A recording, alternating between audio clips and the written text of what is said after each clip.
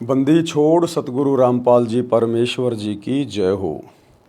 परमपिता परमात्मा सारी सृष्टि के रचनहार, कुल मालिक, असंख्य ब्रह्मांडों के स्वामी, जगत गुरु, तीनों लोकों में प्रवेश करके सबका भरण पोषण करने वाले राजाधिराज, आत्माधार, नाथों के नाथ, देवों के देव महादेव, सर्वेश्वर महेश्वर, मृत्युंजय, अजरो अमर, आदि अनादि सनातनी प्रभु, जगत पिता जगदीश्वर, श्री श्री 1008 की उपाधि के वास्तविक अधिकारी, अकाल मूरत शब्द स्वरूपी राम वासुदेव, सर्वगतम ब्रह्म, परम पूज्य, प्रथम पूज्य, परम संत, परम पुरुष, परम धनी, परम दयालु, सत्य कबीर, हक्का कबीर, अल्लाहु कबीर, अल्लाहु अकबर, बाखबर, अल्लाह ताला, जगत के तारणहार, जगत के मुक्तिदाता, जगत के जगन्नाथ, हारे के सहारे, हिंदुओं के राम, मुसलमानों के अल्लाह, सिखों के वाहिगुरु, ईसाइयों के मसीह, दया के सागर दयानिधि, करुणा के सागर करुणानिधि, स्वयंभू परिभू, संकट मोचन, कष्ट हरण, मंगल करण, दुख भंजन, अविगत कबीर, निर्विकार निर्विषम परमात्मा, अलय अलेख सतगुरु,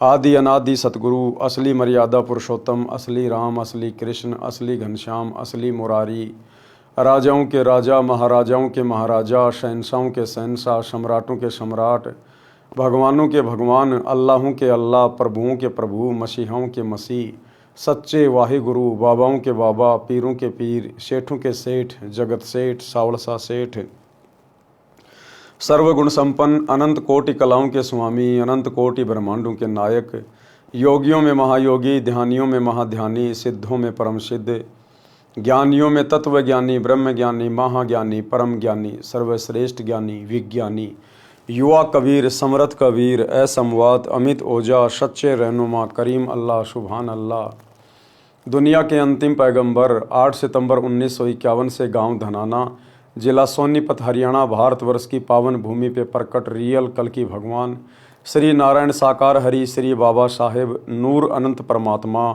संत श्रोमणी सतगुरु रामपाल जी परमेश्वर जी के चरण कमल में साध संगति से जुड़े हुए देश विदेश से आप और हम सभी सत्सेवक भाई बहनों का अनंत कोटि दंडवत प्रणाम। सत्साई भाई और बहनों, दया परमपिता परमेश्वर जी की, सारी सृष्टि के मालिक सतगुरु रामपाल जी भगवान की, जिनके विशेष आशीर्वाद से, शुभ आशीर्वाद से, उन्हीं के कर कमल से लिखित पवित्र पुस्तक जीने की राह के ऊपर वीडियो बनाने की श्रृंखला जारी है। प्रत्येक वीडियो में आप और हम सभी भगत भाई बहनों को भक्ति मार्ग से संबंधित बहुत सारी बातें सुनने और जानने को मिल रही हैं। जो भगत भाई बहन सतगुरु रामपाल जी परमेश्वर जी से जुड़ना चाहते हैं, उनको भी अध्यात्म से संबंधित बहुत अच्छी अच्छी बातें सुनने को मिल रही हैं।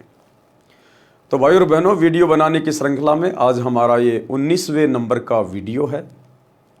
और आज की वीडियो में गुरुदेव भगवान ने बताया कि नाम दीक्षा लेने के बाद, सतगुरु के सतज्ञान को आत्मसात करने के बाद, भक्ति मार्ग पर कदम रखने के बाद भगत का स्वभाव कैसा होना चाहिए। क्योंकि नाम दीक्षा लेने के बाद भगत के नाम के साथ उसके गुरु का नाम जुड़ जाता है। अगर भगत की महिमा होगी तो उसके गुरु की महिमा होगी, अगर भगत की बेइज्जती होगी तो उसके गुरु की बेइज्जती होगी। इसलिए उपदेश लेने के बाद भगत ने किस प्रकार से अपने आचार विचार व्यवहार को बदलना चाहिए, अपनी क्रियाओं को बदलना चाहिए, किस प्रकार से अपने स्वभाव में परिवर्तन लेकर आना चाहिए। लोग देखें, सुने, बातें करें तो हमारा सीना गर्व से चौड़ा हो जाना चाहिए। जब लोग कहें कि देखो वो जा रहे सतगुरु रामपाल जी के भगत है। भाई भगत हो तो ऐसे, भाई स्वभाव हो तो इनके जैसा। कितनी गालियां दे लो, कितना ही उल्टा सीधा बोल लो, बंदे के असर ही नहीं पड़ता है, जड़ बन के खड़ा हो जाता है, पत्थर बन जाता है। और भाई ज्ञान की बातें बताता है, किसी के साथ ना फालतू में उठता ना बैठता, ना कोई गंदी राजनीति करता, ना फालतू में अपना समय बर्बाद करता, ना समाज से फालतू की यारी दोस्ती रिश्तेदारी निभाता है। भाई अपने मतलब से मतलब रहता है, अपनी भक्ति करता है और आराम से प्यार प्रेम से रहता है, ना किसी को दुख देता है, ना किसी को परेशान करता है, और सबको इज्जत से बोलता है, प्यार प्रेम से बोलता है। तो ये स्वभाव हो जाना चाहिए सतगुरु रामपाल जी के भक्तों का उपदेश लेने के बाद। क्योंकि हमारी हर क्रिया में फिर हमारे गुरुदेव भगवान का नाम जुड़ जाता है। कल को यदि हमने कोई कुकर्म किया, किसी के साथ लड़ाई झगड़ा किया, तो लोग सीधा यही कहेंगे कि देख वो रामपाल का भगत है, वो रामपाल को भगत है। बेइज्जती हमारे गुरुदेव की। तो वो भगत तो नरकगामी होगा, फिर नरकगामी, जिसकी किसी भी ऐसी क्रिया के कारण उसके गुरु को अपशब्द कहे। इसलिए हमने बहुत ही विचार करके भक्ति मार्ग पर आगे बढ़ना है और अपनी हर क्रियाओं को तथा अपने स्वभाव को चेंज करना होगा। तो आज की वीडियो में गुरुदेव ने हमें समझाया है कि भगत का स्वभाव कैसा हो। पवित्र पुस्तक जीने की राह, वीडियो नंबर 19, पेज नंबर 144। भगत का स्वभाव कैसा हो। अनुराग सागर के पेज नंबर 6 से वाणी नंबर 7 से 17। धर्मदास वचन, यानी धर्मदास जी ने जब कबीर परमात्मा उनको गुरु रूप में मिले, ज्ञान समझाया, तो धर्मदास जी ने पूछा कि हे गुरुदेव, हे परमेश्वर, भगत का स्वभाव कैसा होना चाहिए, भगत ने अपने जीवन में कैसा होना चाहिए। तो कबीर परमात्मा जी ने, जो कि धर्मदास जी के सतगुरु थे, उन्होंने क्या बताया। मर्तक भाव प्रभु कहो बुझाई, जाते मन की तपनी नशाई। हे परमात्मा, हे गुरुदेव भगवान, हमें बताइए कि मर्तक भगत के क्या लक्षण होते हैं, भगत को किस प्रकार से मर्तक भाव में आना चाहिए। के ही विधि मर्तक हो ये जीवन, कहो विलोय नाथ अमृत धन। कबीर वचन मर्तक के दृष्टांत उदाहरण। धर्मदास ये कठिन कहानी, गुरु गमते कोई बिरले जानी। कि हे धर्मदास, मेरे से उपदेश लेने के बाद मृतक भाव में आना, यानी भगत को जीवित ही मार लेना, जीवित ही मर जाना, यानी संसार से विमुख हो जाना, केवल भक्ति और भगवान के प्रति समर्पित होना, उसको कहते हैं जीवित ही मर जाना, मृतक भाव। कहते हैं धर्मदास, ये बहुत कठिन कहानी है। भगत के द्वारा मृतक भाव पैदा करना इतना आसान नहीं है। गुरु से लगन कठिन है भाई, और जिसकी अपने सतगुरु से लगन लग गई वो तो जीवित ही मर गया, उसी को कहते हैं मृतक भाव। क्योंकि जिसकी सतगुरु से लगन लग जाएगी, तो सतगुरु से लगन तभी लगेगी जब संसार से उसकी लगन हटेगी, और संसार से लगन हटना ही जीवित मरना है। तो कहते हैं सीधा सा फॉर्मूला है, आप अपने गुरु जी से लगन लगा लो। गुरु जी से लगन लगा लेने का मतलब अपने गुरु जी के भगत वाले जीवन को ध्यानपूर्वक देख लो। हमारे गुरुदेव ने जो एक भगत का जीवन हमें जी के दिखाया, 17 फरवरी 1988 से सन 1994 तक, 6 वर्ष तक, तो हमारे गुरुदेव किस प्रकार से रहे अपने भगत वाले जीवन में, हमने भी वैसा ही भगत बनने का प्रयास करना है। और वैसा ही भगत बनेंगे तो हमारी बात बनेगी, तभी हम मर्तक भाव में आएंगे। तो भक्ति मार्ग में आने के बाद हमारे गुरुदेव ने कभी कोई सांसारिक चौंचले नहीं किए। सबसे पहली बात, हमारे गुरुदेव कभी भी किसी शादी में, रिश्तेदारी में, जन्मदिन पे, मरण दिन पे, किसी भी फंक्शन में हमारे गुरुदेव कभी भी नहीं गए। कभी भी हमारे गुरुदेव का कोई यार दोस्त नहीं है, कोई यारी नहीं है किसी के साथ में। हमारे गुरुदेव ने कभी किसी के साथ में हंसी मजाक नहीं किया। हमारे गुरुदेव ने कभी भी मनोरंजन के लिए, पिकनिक के लिए, घूमने के लिए कभी भी कहीं बाहर नहीं गए। हमारे गुरुदेव ने कभी किसी से लड़ाई झगड़ा नहीं किया, मार पिटाई तो बहुत दूर की बात है। हमारे गुरुदेव ने कभी भी अपने भगत वाले जीवन में किसी के साथ में गुस्सा नहीं किया, वाद विवाद नहीं किया, लड़ाई झगड़ा नहीं किया। हमारे गुरुदेव ने कभी भी राजनीति नहीं करी, ना कभी हमारे गुरुदेव वोट डालने गए, ना कभी किसी राजनेता की रैली में गए, ना किसी राजनीतिक पार्टी को सपोर्ट किया। ना हमारे गुरुदेव ने कभी कोई गेम खेला, ना किसी के लिए कोई स्टेडियम बनवाया।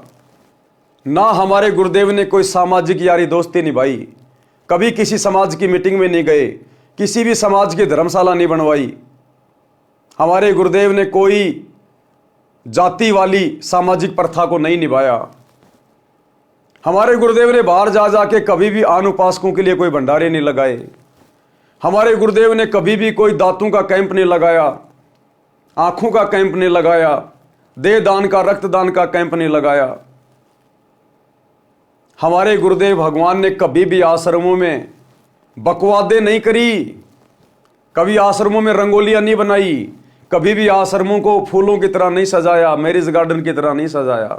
हमारे गुरुदेव ने कभी भी अपने आश्रम में कबीर जी का झोपड़ा नहीं बनाया, लहर तारा तालाब नहीं बनाया, जुलाहों का कुआं नहीं बनाया, कभी कोई प्रदर्शनियां नहीं लगाई। हमारे गुरुदेव मर्तक भाव में रहे कि इस गंदे लोक में और किस बात की सजावट, किस बात की खुशी। या तो गिन गिन के टाइम पास करना है, गिन गिन के टाइम पास रो रो के, कि ये परमात्मा कभी सौपन में भी कोई गलती ना हो जाए, आपके दिल को चोट ना पहुंच जाए।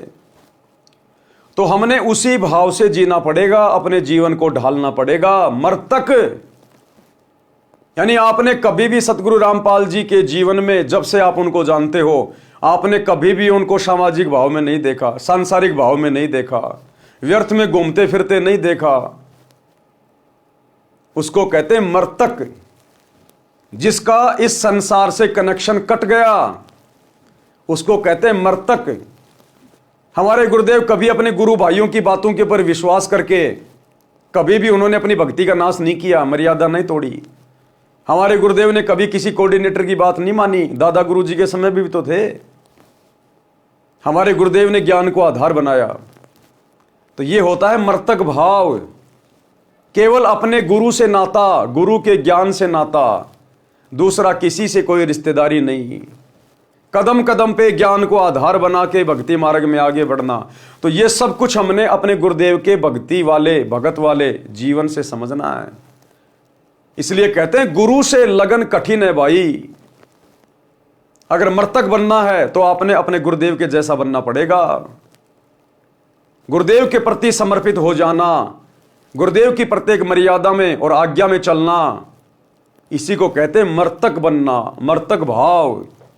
तो क्या कहा कबीर परमेश्वर जी ने धर्मदास जी से, धर्मदास ये कठिन कहानी कि धर्मदास मर्तक भाव पैदा करना भाई बहुत कठिन कार्य है, ऐरी गैरी आत्माओं के बस की बात नहीं है। गुरु गमते कोई बिरले जानी, भाई जिसके ऊपर सतगुरु की विशेष दया हो, रजा हो, वही आत्मा ये कठिन कार्य कर सकती है। भृंगी का दृष्टांत उदाहरण, मर्तक होय के खोजई संता, शब्द विचार गह मगु अंता। जैसे भृंग कीट के पाशा, कीट गहो भृंग शब्द की आशा। गुरुदेव कह रहे हैं जैसे एक कीट पक्षी है, उसका नाम है भृंग, और वो किसी भी कीड़े को पकड़ के ले आता है और उसके पास में बैठ के और वो अपनी आवाज करता रहता, भृंग भृंग भृंग, और उसको वो अपने जैसा बना लेता, अपने जैसा। इसी प्रकार जो योग्य आत्मा होगी, जो अधिकारी आत्मा होगी, सतगुरु उसको तो अपने जैसा बना लेगा। उसमें तो सतगुरु अपने जैसे गुण डाल देगा, लक्षण डाल देगा। बाकी हर किसी के बस की बात नहीं है, क्योंकि हर कीड़ा भृंगी नहीं बन सकता। इसी प्रकार हर आत्मा, हर भगत मृतक नहीं बन सकता। शब्द घात करते ही मैं डारे, भृंगी शब्द कीट जो धारे। तब ले लो भृंगी निज गेहा, स्वाति दे की न्यू समदेहा। भृंगी शब्द कीट जो माना, वर्ण फेर आपन कर जाना। बिरला कीट जो होय सुखदाई, प्रथम आवाज गह चितलाई। यानी जो बिरला जो कीट होता है, बिरला जो कीड़ा होता है, वो उस भृंग की पहली आवाज से ही भृंग बन जाता है। अर्थात जो योग्य भगत होता है, सुयोग्य भगत होता है, वो तो सतगुरु की पहली चोट से ही भगत बन जाता है। सतगुरु के संकेतों को समझने लग जाता है। सतगुरु को ज्यादा प्रयास नहीं करना पड़ता उस भगत को अपने जैसा बनाने के लिए। बिरला कीट जो होय सुखदाई, प्रथम आवाज गह चितलाई। कोई दूजे कोई तीजे माने, तन मन रहित शब्द हित जाने। भृंगी शब्द कीट ना गही, तो पुनि कीट आश्रय रही। एक दिन कीट गहेसी भृंग भाषा, वर्ण बदले पूर्व आशा। मर्तक के और दृष्टांत अनुराग सागर के पेज नंबर 7 से वाणी नंबर 7 से 20।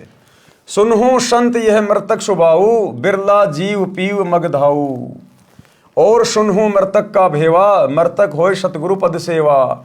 यानी मर्तक होकर ही आप सतगुरु की पद्धति को भली भांति निभा सकते हो, आप सतगुरु के उस परम पद को प्राप्त कर सकते हो मर्तक भाव में आकर। ये मान बड़ाई अहंकार, जाटों से गले में माला डलवा के घूमना, 2 कोडी के राजनेताओं की रैलियों में धक्के खाना, अपने स्वार्थों में लिप्त होकर गांव वालों के लिए स्टेडियम बनाना, भक्तों को लूटने ठगने के लिए आश्रम को मनोरंजन का केंद्र बनाना, वो कभी भी मर्तक भाव में नहीं आ सकते। मर्तक छो तजे शब्द उर्धारे, छो तजे तो जीव उबारे।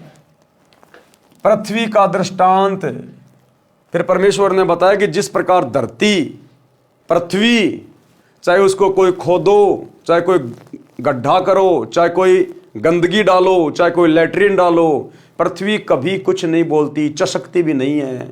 तो इसी प्रकार भगत को चाहे कोई इज्जत दे, चाहे कोई बेइज्जती करे, चाहे कोई अच्छा बोले, चाहे बुरा बोले, भगत के ऊपर कोई असर नहीं होना चाहिए। जस पृथ्वी के गंजन होई, चित अनुमान गहे गुण सोई। कोई चंदन कोई विष्टा डारे, कोई कोई कृषि अनुसारे। गुण अवगुण तिन सम कर जाना, तज विरोध अधिक सुख माना। ऊख का दृष्टांत यानी गन्ने को किस प्रकार से कोल्लू में डाला जाता है, उसको गर्म किया जाता है, किस प्रकार से उसका रस निकाला जाता है, वो चसकता भी नहीं है। तो एक के जैसा भगत ने बनना पड़ेगा, इतना सहनशील। औरों मर्तक भाव सुन ले हूं, निरखई परखी गुरु मग पगु दे हूं। जैसे ईख किसान उगावे, रति रति कर दे कटावे। कोल्लू में पुनि ताही पिरावे, पुनि कड़ा में खूब उठावे। निज तनु दाहे गुड़ तब होई, बहुरी ताव दे खांड बिलोई। ताहू माही ताव पुंदीन्या, चीनी तबे कहावन लीन्या। चीनी होई बहुरत तंजारा, ताते मिश्री है नुसारा। मिश्री ते जब कंद कहावा, कहे कबीर सबके मन भावा। यानी इतना सहनशील।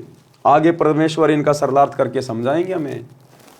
यह विधि ते जो शिष करही, गुरु कृपया सहजे भव तरही। यानी इस विधि से अगर भगत अपने आप को भक्ति मार्ग पर लेकर चलेगा तो कहते हैं उसका मोक्ष हो पाएगा, अन्यथा वैसे नहीं होगा। भावार्थ अनुराग सागर पृष्ठ 6 पर लिखी पंक्ति नंबर 7 से 17 तक का भावार्थ है कि धनी धर्मदास जी ने परमेश्वर कबीर जी से विनय पूर्वक प्रश्न किया कि हे प्रभु, मुझे मर्तक का स्वभाव समझाओ, कैसा होता है, किस प्रकार जीवित मरना होता है। हे अमर परमात्मा, धर्मदास जी किसको कह रहे हैं अमर परमात्मा? अपने गुरु को, क्योंकि कबीर जी उस समय धर्मदास जी के सतगुरु के रूप में थे। तो अपने गुरु को क्या कह रहा है? हे अमर परमात्मा, क्योंकि गुरु स्वयं कबीर होता है, अमर होता है, अविनाशी होता है। हम भी रोज अपने गुरुदेव को अमर परमात्मा कहते हैं, लेकिन हम ध्यान नहीं देते। रोज संध्या आरती के लास्ट में अवगुण किए घनेरे, फिर भी भले बुरे हम थारे। दास को जान के निपट नदान, मोहे बख्श दियो अविनाशी। हम रोज अपने गुरुजी को संध्या आरती में अविनाशी कहते हैं, लेकिन हम मानते नहीं, हमारे को विश्वास नहीं है कि हमारे गुरुजी अविनाशी हैं। तो धर्मदास जी अपने गुरुदेव को कह रहे हैं, हे अमर परमात्मा, हे स्वामी, कृपया बिलोय अर्थात निष्कर्ष निकाल कर वह अमृत धन अर्थात अमर होने का मार्ग बताइए। परमेश्वर कबीर वचन मर्तक के दृष्टांत। परमेश्वर कबीर जी ने कहा कि हे धर्मदास, ये जो प्रश्न आपने किया है ये जटिल कथा प्रसंग है। यानी मर्तक भाव में आना भाई इतना आसान नहीं है धर्मदास। सतगुरु शरण में रहकर ज्ञान का इच्छुक ही इसको समझकर खरा उतरता है। यानी कोई बिरले होंगे जो मर्तक भाव में आएंगे, जो समाज से उल्टा हटेंगे, फालतू के भाईचारे से उल्टा हटेंगे, लोभ लालच स्वार्थ काम क्रोध से पीछे हटेंगे और अपने गुरुजी के जैसा बनने का प्रयास करेंगे। कहते हैं कोई बिरले ही होंगे, हर किसी के बस की बात नहीं, चाहे कितने नाम दीक्षा ले लो। भृंगी का दृष्टांत, भृंगी कीड़े का उदाहरण देकर समझा रहे हैं परमात्मा। संत साधक जन जीवित मर्तक होकर परमात्मा को खोजते हैं। शब्द विचार यानी यथार्थ नाम मंत्रों को समझ विचार करके उस मार्ग के अंत यानी अंतिम छोर तक पहुंचते हैं, अर्थात पूर्ण मोक्ष प्राप्त करते हैं। जैसे एक भृंग यानी पंखों वाला नीले रंग का कीड़ा होता है, जिसे भमीरी कहते हैं। नीले रंग का मोटा सा कीड़ा होता है। बचपन में हम उसकी गर्दन में धागा बांध के और उसको यूं घुमाया करते थे और वो भी भी की आवाज करता था। अब पता चल रहा है वो भृंगी कीड़ा था, जिसे भंबीरी कहते हैं, जिसको इंजनहारी आदि आदि नामों से जाना जाता है, जो भी की आवाज करती रहती है। वह अपना परिवार नर मादा के मिलन वाली विधि से उत्पन्न नहीं करती। वह एक कीट यानी कीड़े विशेष के पास जाती है, उसके पास अपनी भी भी की आवाज करती है। जो कीड़ा उसकी आवाज से प्रभावित हो जाता है उसको उठाकर पहले से तैयार किया मिट्टी के घर में ले जाती है। वह गोल आकार का 2 इंच परिधि का एक 2 मुख वाला गारा का बना होता है। फिर दूसरा तीसरा ले जाती है, फिर उनके ऊपर अपनी भी भी की आवाज करती रहती है। फिर ओस के जल को अपने मुख से लाकर उन कीटों के मुख में डालती है। उस बंबीरी यानी भृंग की बार बार आवाज को सुनकर वह कीट उसी रंग का हो जाता है तथा उसी तरह पंख निकल आते हैं। यानी वो बंबीरी, वो भृंगी जिसको अपने जैसा बनाती है, वो कोई अन्य कीड़ा होता है, उसकी प्रजाति का नहीं होता। क्योंकि वो बंबीरी कभी भी नर और मादा से बच्चे पैदा नहीं करती। वो अपनी भी की आवाज से अपने जैसे उनको बना लेती है। ठीक इसी प्रकार भाई और बहनों, आज यहां भक्ति मार्ग में उस बंबीरी की भूमिका में कौन है, उस भृंग कीड़े की भूमिका में कौन है? सतगुरु रामपाल जी, जो अपने सत्संग सुना सुना के, दीक्षा दे के, बार बार उनको ज्ञान दे के अपने जैसा बना रहे हैं, भगत बना रहे हैं। इसका मतलब जिस प्रकार वो बंबीरी सामान्य कीड़ा नहीं है, लेकिन सामान्य कीड़े को अपने जैसा बना लेती है, इसी प्रकार सतगुरु रामपाल जी हमारे जैसे सामान्य इंसान नहीं है, मानुष नहीं है।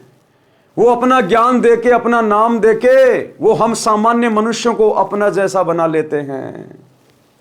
अर्थात सतगुरु यहां का नहीं है। सतगुरु माता के गर्भ से जन्म लेके नहीं आया। जिस प्रकार वो भृंगी मां के गर्भ से उत्पन्न नहीं होता, इसी प्रकार सतगुरु सतलोक का राजा है, शहंशाह है। वो तो अपने जैसा हमें बनाना आया है और अपने सत्संग रूपी आवाज से भी करके, ज्ञान सुना सुना के वो हमें अपने जैसा बना रहा है सतलोक ले जाने के लिए। वह आवाज भी उसी की तरह भी करने लगता है। यानी कुछ दिनों बाद फिर वो भगत भी अपने सतगुरु से ज्ञान लेकर उसी की तरह अन्य को समझाने लगता है।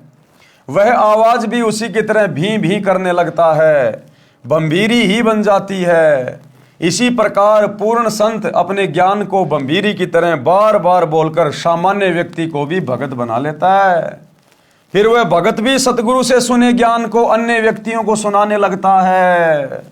जिस प्रकार हम सत्सेवक भाई बहन वीडियो बना के अपने ही गुरुदेव के द्वारा दिए गए ज्ञान आधार से, अपने ही गुरुदेव के आशीर्वाद से ये वीडियो बनाओ के हजारों की संख्या में अपने अन्य भगत भाई बहनों को भी समझा रहे हैं। पूरे संसार के लिए वीडियो बना रहे हैं, विश्व हित में वीडियो बना रहे हैं। हमारा भी संसार से कोई लेना देना नहीं है, यारी दोस्ती रिश्तेदारी हम सत्सेवकों की नहीं है। हम राजनेताओं की रैलियों में धक्के नहीं खाते, हम लड्डू जलेबी बर्फी के चक्कर में आश्रमों में धक्के नहीं खाते। हम अपने स्वार्थ के लिए दुनिया को खुश नहीं करते, स्टेडियम नहीं बनाते, जांच आरक्षण में नहीं जाते, गुंडों की सीबीआई जांच में नहीं जाते, लोगों की धर्मशाला नहीं बनवाते, लोगों के लिए फ्री में एम्बुलेंस नहीं चलाते, बसें नहीं चलाते, मजदूर बनकर रोडें नहीं बनवाते। क्योंकि हमारे को तो हमारे गुरुजी ने ज्ञान देके अपने जैसा बना लिया। हमें समाज से कोई लोभ लालच नहीं है, हमें किसी का कोई डर नहीं है, कोई भय नहीं है। क्योंकि हम कोई फर्जी आश्रम नहीं चलाते, हम कोई धार्मिक धंधा नहीं करते, तो हमें कोई भय भी नहीं है। हमने किसी की चापलूसी करने की भी जरूरत नहीं है, राजनेताओं के तलवे भी चाटने की जरूरत नहीं है। तो गुरुदेव ने अभी तक केवल सत्सेवकों को अपने जैसा बनाया है। संसार की रीति रिवाजों को त्याग देने से अन्य व्यक्ति कहते हैं कि इसका रंग बदल गया, ये तो भगत बन गया। जैसे भृंग बंबीरी कीड़ों को अपनी आवाज सुनाती है तो कोई शीघ्र सक्रिय हो जाता है, कोई दूसरी कोई तीसरी बार कोशिश करने से मानता है। इसी प्रकार जब सतगुरु कुछ व्यक्तियों को अपना सत्संग रह रहकर सुनाते हैं तो कोई अच्छे संस्कार वाला तो शीघ्र मान जाता है, जिस प्रकार सत्सेवक भाई बहन तुरंत मान गए। कोई 1-2 बार फिर सत्संग सुनकर मार्ग ग्रहण कर लेता है, दीक्षा ले लेता है। कुछ कीट ऐसे होते हैं जो कई दिनों के पश्चात अपना स्वभाव बदलते हैं। यदि वह कीट भृंगी नहीं बना है और उस भृंग कीट की शरण में रहा है तो अवश्य एक दिन परिवर्तन होगा। परमेश्वर कबीर जी ने कहा है कि हे धर्मदास, यदि शिष्य इसी प्रकार गुरु जी के विचारों को सुनता रहेगा तो उस भृंग कीट की तरह प्रभावित होकर सांसारिक भाव बदलकर भगत बनकर हंस दशा को प्राप्त होगा। लेकिन भाई और बहनों, यहां तो 30-30 साल से सतगुरु की शरण में रहने के बाद भी भगत नहीं बदल रहे। उनका वही स्वभाव, वही विचार, वही गंदी राजनीति के शौकीन। केवल सत्सेवकों पे दया हुई है पूज्य गुरुदेव भगवान की। ये परमात्मा उसी कीड़े को अपने जैसा बनाता है जो कीड़ा उस लायक होता है। पृष्ठ 7 से पंक्ति 7 से 20 तक का भावार्थ। कबीर जी ने कहा है, हे संतो। कौन कबीर जी? सतगुरु रामपाल जी कबीर जी। कबीर जी ने कहा है, हे संतो सुनो, ये मृतक का स्वभाव इस प्रकार कोई बिरला जीव ही अनुसरण करता है।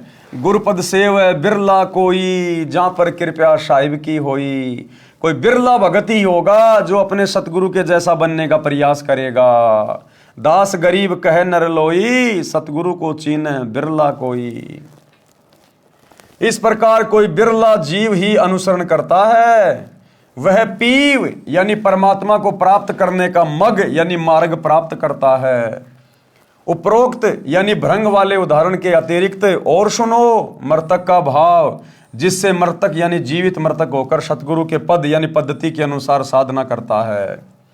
पृथ्वी का उदाहरण, जैसे पृथ्वी में सहनशीलता होती है, इसी प्रकार पृथ्वी वाले गुण को जो ग्रहण करेगा वह जीवित मृतक है और वही सफल होगा।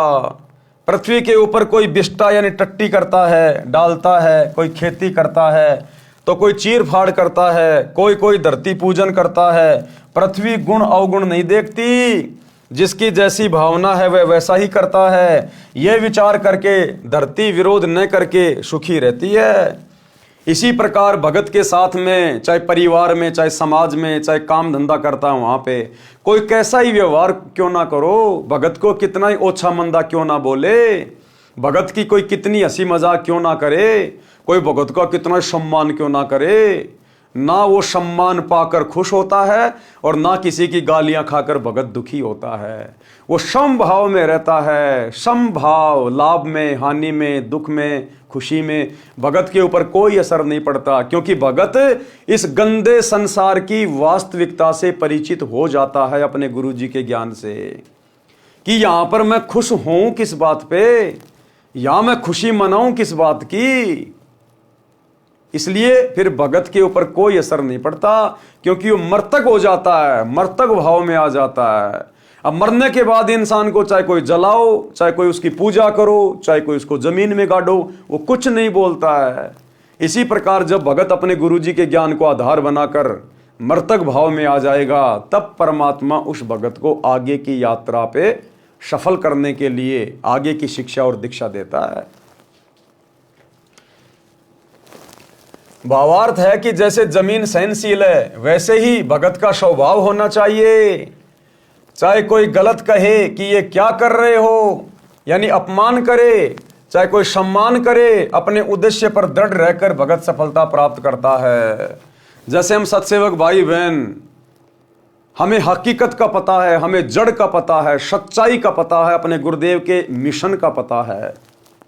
इसलिए हमारे खुद के भगत भाई बहन रात दिन हमारे पीछे पड़े रहते हैं। सतलोक आश्रम वाले हमारे ऊपर मुकदमे करवा रहे हैं, हमें जेल में भिजवा रहे हैं, हमारे को गालियां निकलवाते हैं, साथ संगतियों में आके मार पिटाई करते हैं, पता नहीं क्या क्या बोलते हैं, तुम गुरुद्रोही हो, गंदे नाले के कीड़े हो, नरक में जाओगे, फलाना दिखना। लेकिन हम मतवालों के ऊपर कोई असर नहीं पड़ता, कोई असर नहीं पड़ता। गुरुदेव कहते हैं, बेटा जब हाथी चलता तो कुत्ते हजारों भौंकते हैं, सैकड़ों भौंकते हैं, उस हाथी पे कोई असर नहीं पड़ता उन कुत्तों के भौंकने का। तो उसको कहते हैं मर्तक भगत। ईख यानी गन्ने का दृष्टांत। जैसे किसान ईख बीजता है, उस समय गन्ने के एक एक फुट के टुकड़े करके धरती में दबा देता है। ईख गन्ना बनने के पश्चात कोल्हू में पीड़ा जाता है, फिर रस को कड़ाहे में अग्नि की आंच में उबाला जाता है, तब गुड़ बनता है। यदि अधिक ताव गन्ने के रस को दिया जाता है तो वह खांड बन जाता है, जो गुड़ से भी स्वादिष्ट होती है, और अधिक ताव देने से चीनी बन जाती है, और भी अधिक गर्म किया जाता है तो मिश्री बन जाता है, फिर मिश्री से कंद बन जाता है। परमेश्वर कबीर जी ने कहा है कि हे धर्मदास, इस प्रकार यदि शिष्य भक्ति मार्ग में कठिनाई सहन करता है तो उतना ही परमात्मा का प्रिय बहुमूल्य होता चला जाता है। इस पवन दास के पीछे गुरुदेव के परिवार वाले, उनके बेटा बेटी, भाई बंधु, रिश्तेदार, कोऑर्डिनेटर कितने पीछे लगे। 10 साल से जीना हराम कर दिया, जीना हराम, मुकदमे करवा के देख लिए, जेल करवा के देख ली, मार पिटाई करके देख ली, जान से मारने का प्रयास कर लिया। धमकियों के तो सीमा नहीं, गालियां सुनाऊं तो तुम्हारे कानों के पर्दे फट जाएंगे। तो जितना इन्होंने मुझे दबाया, परेशान किया, उतना ही मेरे अंदर निखार आता चला गया, दृढ़ता आती चली गई सतगुरु के प्रति, भक्ति के प्रति। उतना ही मैं दृढ़ होता चला गया क्योंकि सतगुरु मेरे साथ साथ रहे। तो इसी प्रकार गुरुदेव हमें समझा रहे हैं कि आपके परिवार में, आपके गांव में या समाज में या रिश्तेदार हमें इस भक्ति मार्ग पर लगने के बाद चाहे हमारा कितना ही विरोध करें, कितना ही उल्टा सीधा बोलें, वो जितना हमें दुखी करने का प्रयास करें, हमने उतना ही दृढ़ता के साथ में संघर्ष करना है। उनको और अधिक अच्छा भगत बन के दिखाना है। अंत में उनको ये लगना चाहिए कि भाई हमने इस आदमी को बहुत दुखी किया, बहुत परेशान किया, लेकिन कभी इस आदमी ने हमारे को उफ तक नहीं कहा, कभी हमारे से लड़ाई झगड़ा करने का भी इसने प्रयास नहीं किया। अंत में आपके व्यवहार से उसके ऊपर वो छाप पड़नी चाहिए, वो असर पड़ना चाहिए आपके व्यवहार के कारण कि भाई भगत हो तो ऐसे। भाई एक दिन वो खुद ही शर्मिंदा हो जाएंगे अंत में, जब उनको ये ज्ञान समझ में आएगा। तो इस प्रकार से भाई और बहनों, दुनिया के दबाव से, प्रेशर से आप और हमने और अधिक दृढ़ होना चाहिए, संघर्ष की हिम्मत आनी चाहिए। क्यों? क्योंकि हम सत्य ज्ञान से जुड़े हैं, हम सतगुरु भगवान से जुड़े हैं। हमारा गुरु कोई ऐरा गहरा नथु बैरा नहीं है, कोई आचार्य शंकराचार्य नहीं है। हमारा गुरु सर्व सृष्टि का रचनहार है। तो कहते हैं सिर पर साई सत्य हैं, फिर तो को क्या भय रे। फिर डर किस बात का जब तेरा गुरु तेरा रक्षक बन के खड़ा है। फिर तो भगत ने आंख बंद करके आगे बढ़ना चाहिए। आगे गुरुदेव ने कबीर सागर के अनुराग सागर से कुछ वाणियों का समावेश किया है कि भगत किस प्रकार से मर्तक भाव में आता है। अनुराग सागर के पृष्ठ 8 तथा 9 का सारांश है कि साधक वही है जो अपनी सर्व इंद्रियों को संयम में रखता है, अपनी सभी इंद्रियों को संयम में रखता है।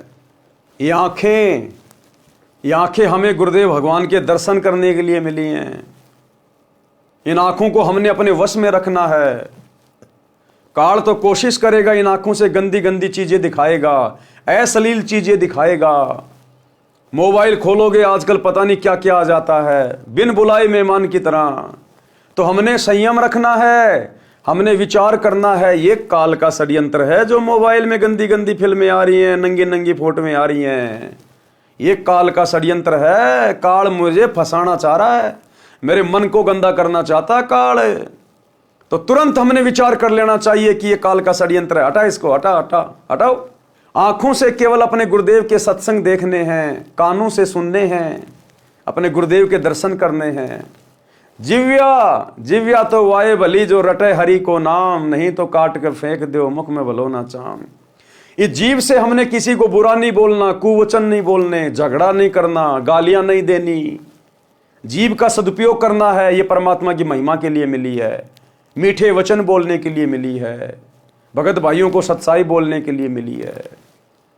ये हाथ वगैरह ये शुभ कर्म करने के लिए दिए भगवान ने, दान धर्म करने के लिए दिए हैं, आधीनी से हाथ जोड़ने के लिए दिए हैं, इन हाथों में सुमरणी पकड़ के मंत्र जाप करने के लिए दिए भगवान ने। इन हाथों का सदुपयोग करना है। इन हाथों से किसी के साथ में लड़ाई झगड़ा नहीं करना, मार पिटाई नहीं करनी, हाथों का दुरुपयोग नहीं करना। सारी इंद्रियों का हमने सदुपयोग करना है। इसलिए परमात्मा कहते हैं मर्तक भगत वो है जो अपनी सर्व इंद्रियों को संयम में रखता है। जैसा मिल जाए उसी में संतोष करे।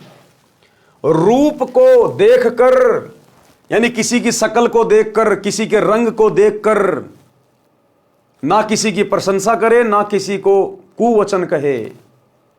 भगत के लिए चाहे भगत कोई सांवड़ा हो चाहे गोरा हो, हमें गुरुदेव ने हकीकत बता दी इस शरीर की कि बेटा चाहे गोरा हो चाहे सांवला हो, कोई ठिगना हो चाहे कोई 7 फुट का हो, इस शरीर में वो गोबर भरा है, टट्टी भरा है, थूक लार पेशाब मांस। भगत को सम भाव से सभी भक्तों के प्रति व्यवहार करना चाहिए। रूप को देखकर उस पर आकर्षित नहीं होवे और कुरूप को देखकर घृणा ना करे। दोनों को दिव्य ज्ञान की नजरों से देखे कि ऊपर का चाम गोरा या काला है, शरीर में हाड़ मांस सब एक जैसा है तथा जरा सा रोग होने पर गल जाता है, संडास बदबू मारने लगती है। इस प्रकार विवेक से भक्ति करे। यदि कोई सम्मान करता है, प्यार से बोलता है तो खुशी महसूस ना करे। अगर कोई भगत की बड़ाई करता है, चापलूसी करता है, तो भगत ने बिल्कुल भी प्रसन्न नहीं होना चाहिए, अंदर अंदर खुशी नहीं मनानी चाहिए। यह भी एक काल का जाल है बहुत बड़ा। इसीलिए दास सभी भाई बहनों को बार बार कहता है कि मेरी कोई बड़ाई ना किया करो, कभी भी मुझे महत्व ना दिया करो, मुझे अच्छा सा नहीं लगता। जो मेरे गुरुदेव की बड़ाई करता है, मेरे गुरुदेव की प्रशंसा करता है, तो मेरा खून ऑटोमेटिक ही बढ़ जाता है। यदि कोई सम्मान करता है, प्यार से बोलता है, तो खुशी महसूस ना करें। यदि कोई कुबोल यानी कुवचन कहता है तो दुख ना माने, उनकी बुद्धि के स्तर को जानकर शांत रहें। तभी तो पिछले 10 साल से हम सत्सेवक भाई बहन सहन करते आ रहे हैं। साध संगतियों में आकर गुरुदेव के परिवार ने, इन कोऑर्डिनेटरों ने, आश्रम वाले भक्तों ने हमारे साथ में कितनी बदतमीजियां की, मार पिटाई, लड़ाई झगड़ा, पुलिस वालों को लेकर आ गए, पुलिस वालों को शराब पिला के भक्तों को पिटवा रहे हैं, मुकदमे करवा दिए, जेल में डलवा दिया, गालियों की सीमा नहीं। लेकिन किसी भी सत्सेवक भाई बहन के मुख से आपने एक भी गाली नहीं सुनी होगी, एक भी गाली। तो परमेश्वर अपने सत्सेवक बच्चों को धीरे धीरे साथ संगति से जोड़कर मर्तक भाव में ला रहे हैं। हमें उनकी बुद्धि के स्तर का पता है, इसलिए हम शांत हैं। उनकी बुद्धि के स्तर को जानकर शांत रहें। यदि कोई अच्छा भोजन, खीर खांड हलवा पूरी खिलाता है तो उसी कारण उसे प्रभावित ना हो, उसको उसका कर्म का फल मिलेगा। यदि कोई रूखा सूखा भोजन खिलाए तो उसको अधिक भाव से, प्रेम से खाना चाहिए। काम वासना, सेक्स को महत्व ना दें। क्या कह रहे हैं गुरुदेव? काम वासना यानी सेक्स को महत्व ना दें। बिल्कुल रिजेक्ट कर दिया परमात्मा ने। सबसे बड़ा रोग है, सबसे बड़ा रोग। कामी क्रोधी लालची, इनसे भक्ति ना होए, भक्ति करे कोई शूरमा, जात वर्ण कुल खोए। जिस दिन भगत साध संगति से जुड़ जाएगा और विषय वासना पे कंट्रोल कर लेगा, बिल्कुल दिल से त्याग देगा, उस दिन वो भगत सार नाम के योग्य होगा। उस दिन काम वासना अर्थात सेक्स को महत्व ना दें, वही भगत वास्तव में परमेश्वर प्राप्ति कर सकता है। वही भगत वास्तव में परमेश्वर की प्राप्ति यानी सतलोक की प्राप्ति। कौन? जो काम वासना को बिल्कुल भी महत्व ना दे। अब बताओ भाई और बहनों, अब सात संगतियों में जो रजोगुण से दूर होने की परमात्मा ने मुहिम चलवाई है और हजारों की संख्या में भाई बहन जो पहले पति पत्नी थे अब भाई बहन के रिश्ते में आ गए। अब बताओ ये परमात्मा का एक विशेष कारण है कि नहीं है? स्पष्ट कर दिया गुरुदेव ने कि जब तक आप विषय वासना में हो, रजोगुण में हो, आप परमात्मा प्राप्ति नहीं कर सकते। तो बताओ फिर किसकी प्रेरणा से, किसके आशीर्वाद से सात संगति में रजोगुण से दूर हटने की मुहिम चलाई जा रही है? एक पवन दास नाम के 2 कोटि के जीव के कहने से कोई रजोगुण से दूर नहीं हो सकता। ब्रह्मा विष्णु महेश की औकात नहीं है रजोगुण से दूर होना। और मेरे जैसे 2 कोटि के प्राणी के कहने से, और आप हजारों भगत भाई बहन के रिश्तों में आ चुके हो, तो कौन करवा रहा है? इस कुत्ते को आशीर्वाद देके, इस कुत्ते के मुख से सतगुरु रामपाल जी भगवान ये वचन बुलवा रहे हैं। और पहले परमात्मा ने इस कुत्ते को तैयार किया, साफ सुथरा किया, तब कहीं जाकर मेरे माध्यम से वो वचन आप भाई बहनों के ऊपर असर कर रहे हैं। क्योंकि साध संगति सतलोक के लिए गुरु जी का ट्रेनिंग सेंटर है। ये विकार साध संगति से जुड़कर ही दूर हो सकते हैं, अन्यथा ये विकार दूर नहीं होंगे। इसलिए साध संगति गुरुदेव का असली मार्ग है। काम वासना अर्थात सेक्स को महत्व ना दें, वही भगत वास्तव में परमेश्वर प्राप्ति कर सकता है। क्लियर कर दिया गुरुजी ने। जब तक रजोगुण में रहोगे कामी क्रोधी लालची इनसे भक्ति न होए, भक्ति करे कोई सूरमा, जात वर्ण कुल खोए। यदि काम वासना परेशान करे तो उसको भक्ति नाम सुमरण में लगाकर आनंद प्राप्त करे। अगर काम वासना ज्यादा ही परेशान करे तो गुरुदेव कहते हैं तुरंत सत्संग सुनना शुरू कर दे, या तुरंत अपना सुमरण पे ध्यान लगा ले। 5-10 मिनट के बाद में वो ऑटोमेटिक शांत हो जाएगी, ऑटोमेटिक। यही तरीका है इसका, यही तरीका है। ठंडे पानी के छींटे मारते रहो, गुरुदेव के सत्संग के और नाम सुमरण के छींटे मारते रहो, और धीरे धीरे एक समय ऐसा आएगा परमात्मा बिल्कुल शांत कर देगा भगत को, शांत। यदि काम वासना परेशान करे तो उसको भक्ति नाम सुमरण में लगाकर आनंद प्राप्त करे। उसी समय काम वासना मुरझा जाती है। काम वासना का नाश करने का तरीका और क्या बताया गुरुदेव ने? कबीर पर नारी को देखिए बहन बेटी के भाव, कहे कबीर काम नाश का ये सहज उपाय। दूसरा उपाय गुरुदेव ने बताया, यदि किसी युवती को देखकर अगर ये काम वासना हमें परेशान करे, मन में गंदे विचार आने शुरू हो जाएं, क्योंकि काल का तो काम है। देखो भाई और बहनों, भगत तो बेचारा दुखी होगा ही होगा, विशेषकर साध संगति से जुड़ने के बाद, इतने वीडियो देखने के बाद और विषय वासना जैसे रोग के विषय में समझने के बाद, जब भगत अपने आप को कंट्रोल में रखता है, प्रयास करता है गुरुदेव से प्रार्थना करके, लेकिन मन तो है भाई, जब तक ये शरीर है तब तक इसमें मन भी रहेगा, काल का भी प्रभाव हल्का फुल्का रहेगा, और वो अपनी कोशिश भी करता रहेगा, और काल की उसी कोशिश में गुरु अपने भगत को चेक भी करता रहेगा।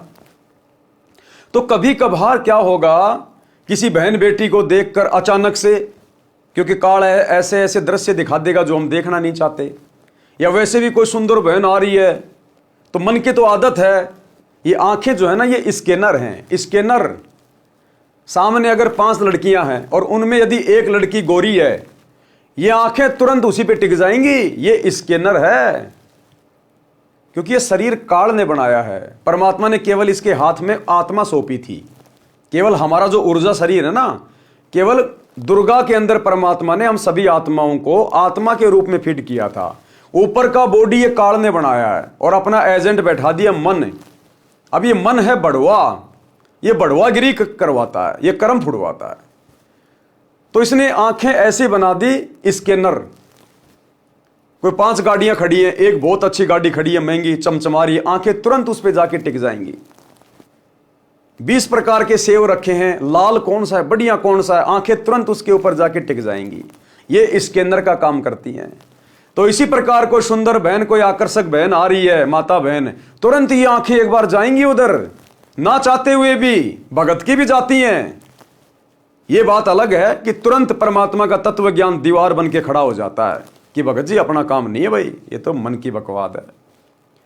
तो साथ संगति से जुड़ने के बाद जब भगत बेचारा प्रयास करता है विषय वासनाओं से दूर हटने के लिए, तो काल प्रेरणा से, मन के प्रभाव से कभी कभार इस प्रकार की यदि कोई हमारे सामने घटना हो जाए, अचानक से हमारा ध्यान यदि चला जाए, क्योंकि मन तो भटकाने का काम करेगा, तो भगत को बेचारे को दुख होता है, अंदर से बड़ा दुख होता है कि मैंने क्यों देखा।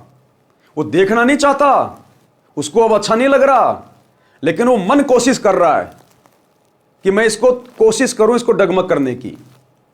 तो जैसे एकदम से नजर जाती है तो क्या होगा, अंदर से भगत दुखी होगा। आत्मा जो होती है ना, वो तुरंत क्या बोलेगी, अरे नहीं भगत जी अपना काम नहीं है, अरे नहीं नहीं नहीं नहीं। अंदर से भगत दुखी होता कि मैंने क्यों देखा। ऐसा महसूस होगा जैसे मेरा भक्ति बैलेंस डाउन होता जा रहा है, मेरा रिचार्ज खत्म हो गया उसको देखने मात्र से। भगत को बड़ा दुख होता है अंदर अंदर कि मैंने क्यों देखा, लेकिन वो भगत ने नहीं देखा, वो मन कोशिश कर रहा है भगत को डगमग करने की। तो परमेश्वर भी उसमें भगत की परीक्षा ले लेता है। फिर अगर मन ने कोशिश की, हमारी आंखें उधर गई, हमने देखा, और फिर हम मन लगा के देखने लग जाएं, हाँ भाई बहुत सुंदर है भाई, फिर हम गए काम से, फिर हम काम से गए। यदि हमारी आत्मा ने कोई विरोध नहीं किया और यदि हम मन की चाल में आके देखने लग गए, फिर हम गए काम से। इसका मतलब अभी आत्मा बहुत डाउन है, आत्मा बहुत डाउन है, मन तुम्हारा रिचार्ज है। तो जिस दिन सतगुरु की मर्यादाओं से हटकर ये काल हमसे कोई भी कैसा काम करवाए, प्रयास करे, और यदि हमारी आत्मा इसका विरोध करने लग जाए और आत्मा अंदर से दुखी हो कि ये क्यों हो रहा है, ऐसा नहीं होना चाहिए, गुरुजी ने मना कर रखा है, ये गलत बात है, तो समझो आप धीरे धीरे भगत बनने की प्रोसीजर में आगे बढ़ रहे हैं। आपके ऊपर सतगुरु के ज्ञान का असर हो रहा है, आपकी आत्मा रिचार्ज होके ऊपर उठ रही है, मन को रोक रही है, टोक रही है। तो ये पहचान होती है भाई और बहनों कि हमारी भक्ति चल रही है या फिर नहीं चल रही है। और कोई भी बकवाद वाला काम हो रहा है, कहीं कोई रागनी चल रही है, कोई फिल्मी गाना चल रहा है, हम भी पैर उठा के यूं करने लग गए। सामने से कोई बहन बेटी आ रही है, हम लगातार ही देखने लग गए। अरे पहली नजर तो जा सकती है, किसी पे भी जा सकती है, हमारी बस की बात नहीं है। अब देखना तो पड़ेगा, रोड पे चलेंगे तो कहते हैं पहली नजर इंसान की और दूसरी नजर फिर शैतान की। अगर पहली बार नजर गई और आत्मा ने कहा कि नहीं भगत जी क्या कर रहे हो, हटो यहां से, कुछ ही सेकंडों का काम होता है ये, जैसे देखा तुरंत नजरें हट जाएंगी हमारी, तुरंत गुरु जी का ज्ञान याद आ जाएगा। तो कहते हैं पहली नजर इंसान की, और यदि तूने उसमें इंटरेस्ट लेना शुरू कर दिया, दूसरी बार देखा, तीसरी बार देखा, मुड़ मुड़ के देखा उसकी ओर, फिर कहते हैं वो शैतान की नजर है, फिर काल का प्रभाव ज्यादा है। तो ये भगत का फॉर्मूला है अपने आप को चेक करने का। तो क्या कह रहे हैं गुरुदेव, उसी समय काम वासना मुरझा जाती है। कब? जब हम तुरंत गुरुदेव का सुमरण करने लग जाएं, कोई सत्संग सुनने लग जाएं। काम वासना नाश करने का अन्य तरीका, पर नारी को देखिए बहन बेटी के भाव, कहे कबीर काम नाश का ये सहज उपाय। जब भी मन बकवाद करे तो तुरंत सामने वाली को अपनी बहन या बेटी की दृष्टि से देखना चाहिए कि मेरे घर में भी तो मेरी माँ है, ऐसी तो है, इसके क्या कुछ अलग थोड़ी है। अरे इस बहन बेटी के कुछ अलग थोड़ी है, यही शरीर, यही स्तन, यही चेहरा, यही बाल, सब कुछ तो मेरी माँ के है, मेरी बहन के है, मेरी बेटी के है। जब घर में उनको देख के मेरे अंदर कोई आसक्ति नहीं आती, कोई विषय वासना नहीं जागती, तो ये भी तो मेरी बहन ही है। अरे हम सब सतलोक से तो आए हुए हैं, हम सब एक ही पिता की तो संतान हैं, ये भी तो मेरी बहन ही है। इस जन्म में नहीं हुआ तो क्या हुआ, सतलोक में तो मेरी बहन थी। इस जन्म से पहले ना जाने कितनी बार ये आत्मा मेरी बहन रह चुकी है, मेरी मां रह चुकी है। तो फिर गुरुदेव कहते हैं आपने इस भाव से भी इस मन पापी को रोकना चाहिए कि भैया सब एक जैसी हैं, ये भी मेरी बहन जैसी है, मेरी मां जैसी, इसमें क्या अंतर है बताओ। तो इस प्रकार से हमें थोड़ा प्रयास करना चाहिए। मोक्ष प्राप्ति का अन्य भाव, अनल यानी अलल पक्षी जैसा भाव। जैसे एक अनल पक्षी जिसको अलल पंख भी कहते हैं, आकाश में रहता था, अब नहीं रहता वो पक्षी। बहुत बड़ा बताया गुरुदेव ने, वो द्वापर युग तक था। उसके बाद में वातावरण में पोल्यूशन बहुत ज्यादा हो गया, जिस कारण से उसकी प्रजातियां नष्ट हो गई। वो हमेशा ऊपर आकाश में रहता था, उसके पंख बहुत बड़े बड़े बताए गुरुदेव ने, एरोप्लेन से भी बड़े बड़े पंख। वो एक बार अपने पंखों को फड़फड़ा के यूं कर लेता था तो कई दिनों तक वो वहीं पे स्थिर रहता था। वो तो परमात्मा की रजा है, मालिक ने जिसको जैसा कोई गुण दे रखा है वो तो वैसा ही होगा। और वो 5-5 हाथियों को एक बार में धरती से अपने पंजों में दबा के, चोंच में भर के और ऊपर लेके उड़ जाता था। इतना भारी पक्षी था वो द्वापर के अंत तक था। उसके बाद फिर वो पक्षी धीरे धीरे विलुप्त हो गया, क्योंकि पृथ्वी पर धीरे धीरे जंगल भी नष्ट हो गए। अब वो अंडा देता था वहां पर जहां पर केले के पेड़ होते हैं बहुत ज्यादा। अब आगे चल के लोगों ने जंगल काट दिए, जंगल हो गए नष्ट। अब वो अंडा ऊपर से गिरे, गिरते ही बेचारा फूट जाए, वो अलल पक्षी का बच्चा बेचारा वहीं मर जाए। तो जिस कारण से वो प्रजाति नष्ट हो गई। जैसे एक अनल पक्षी आकाश में रहता था, ये पक्षी अब लुप्त हो चुका है। इसके 4 पैर होते थे, आगे वाले छोटे और पीछे वाले बड़े।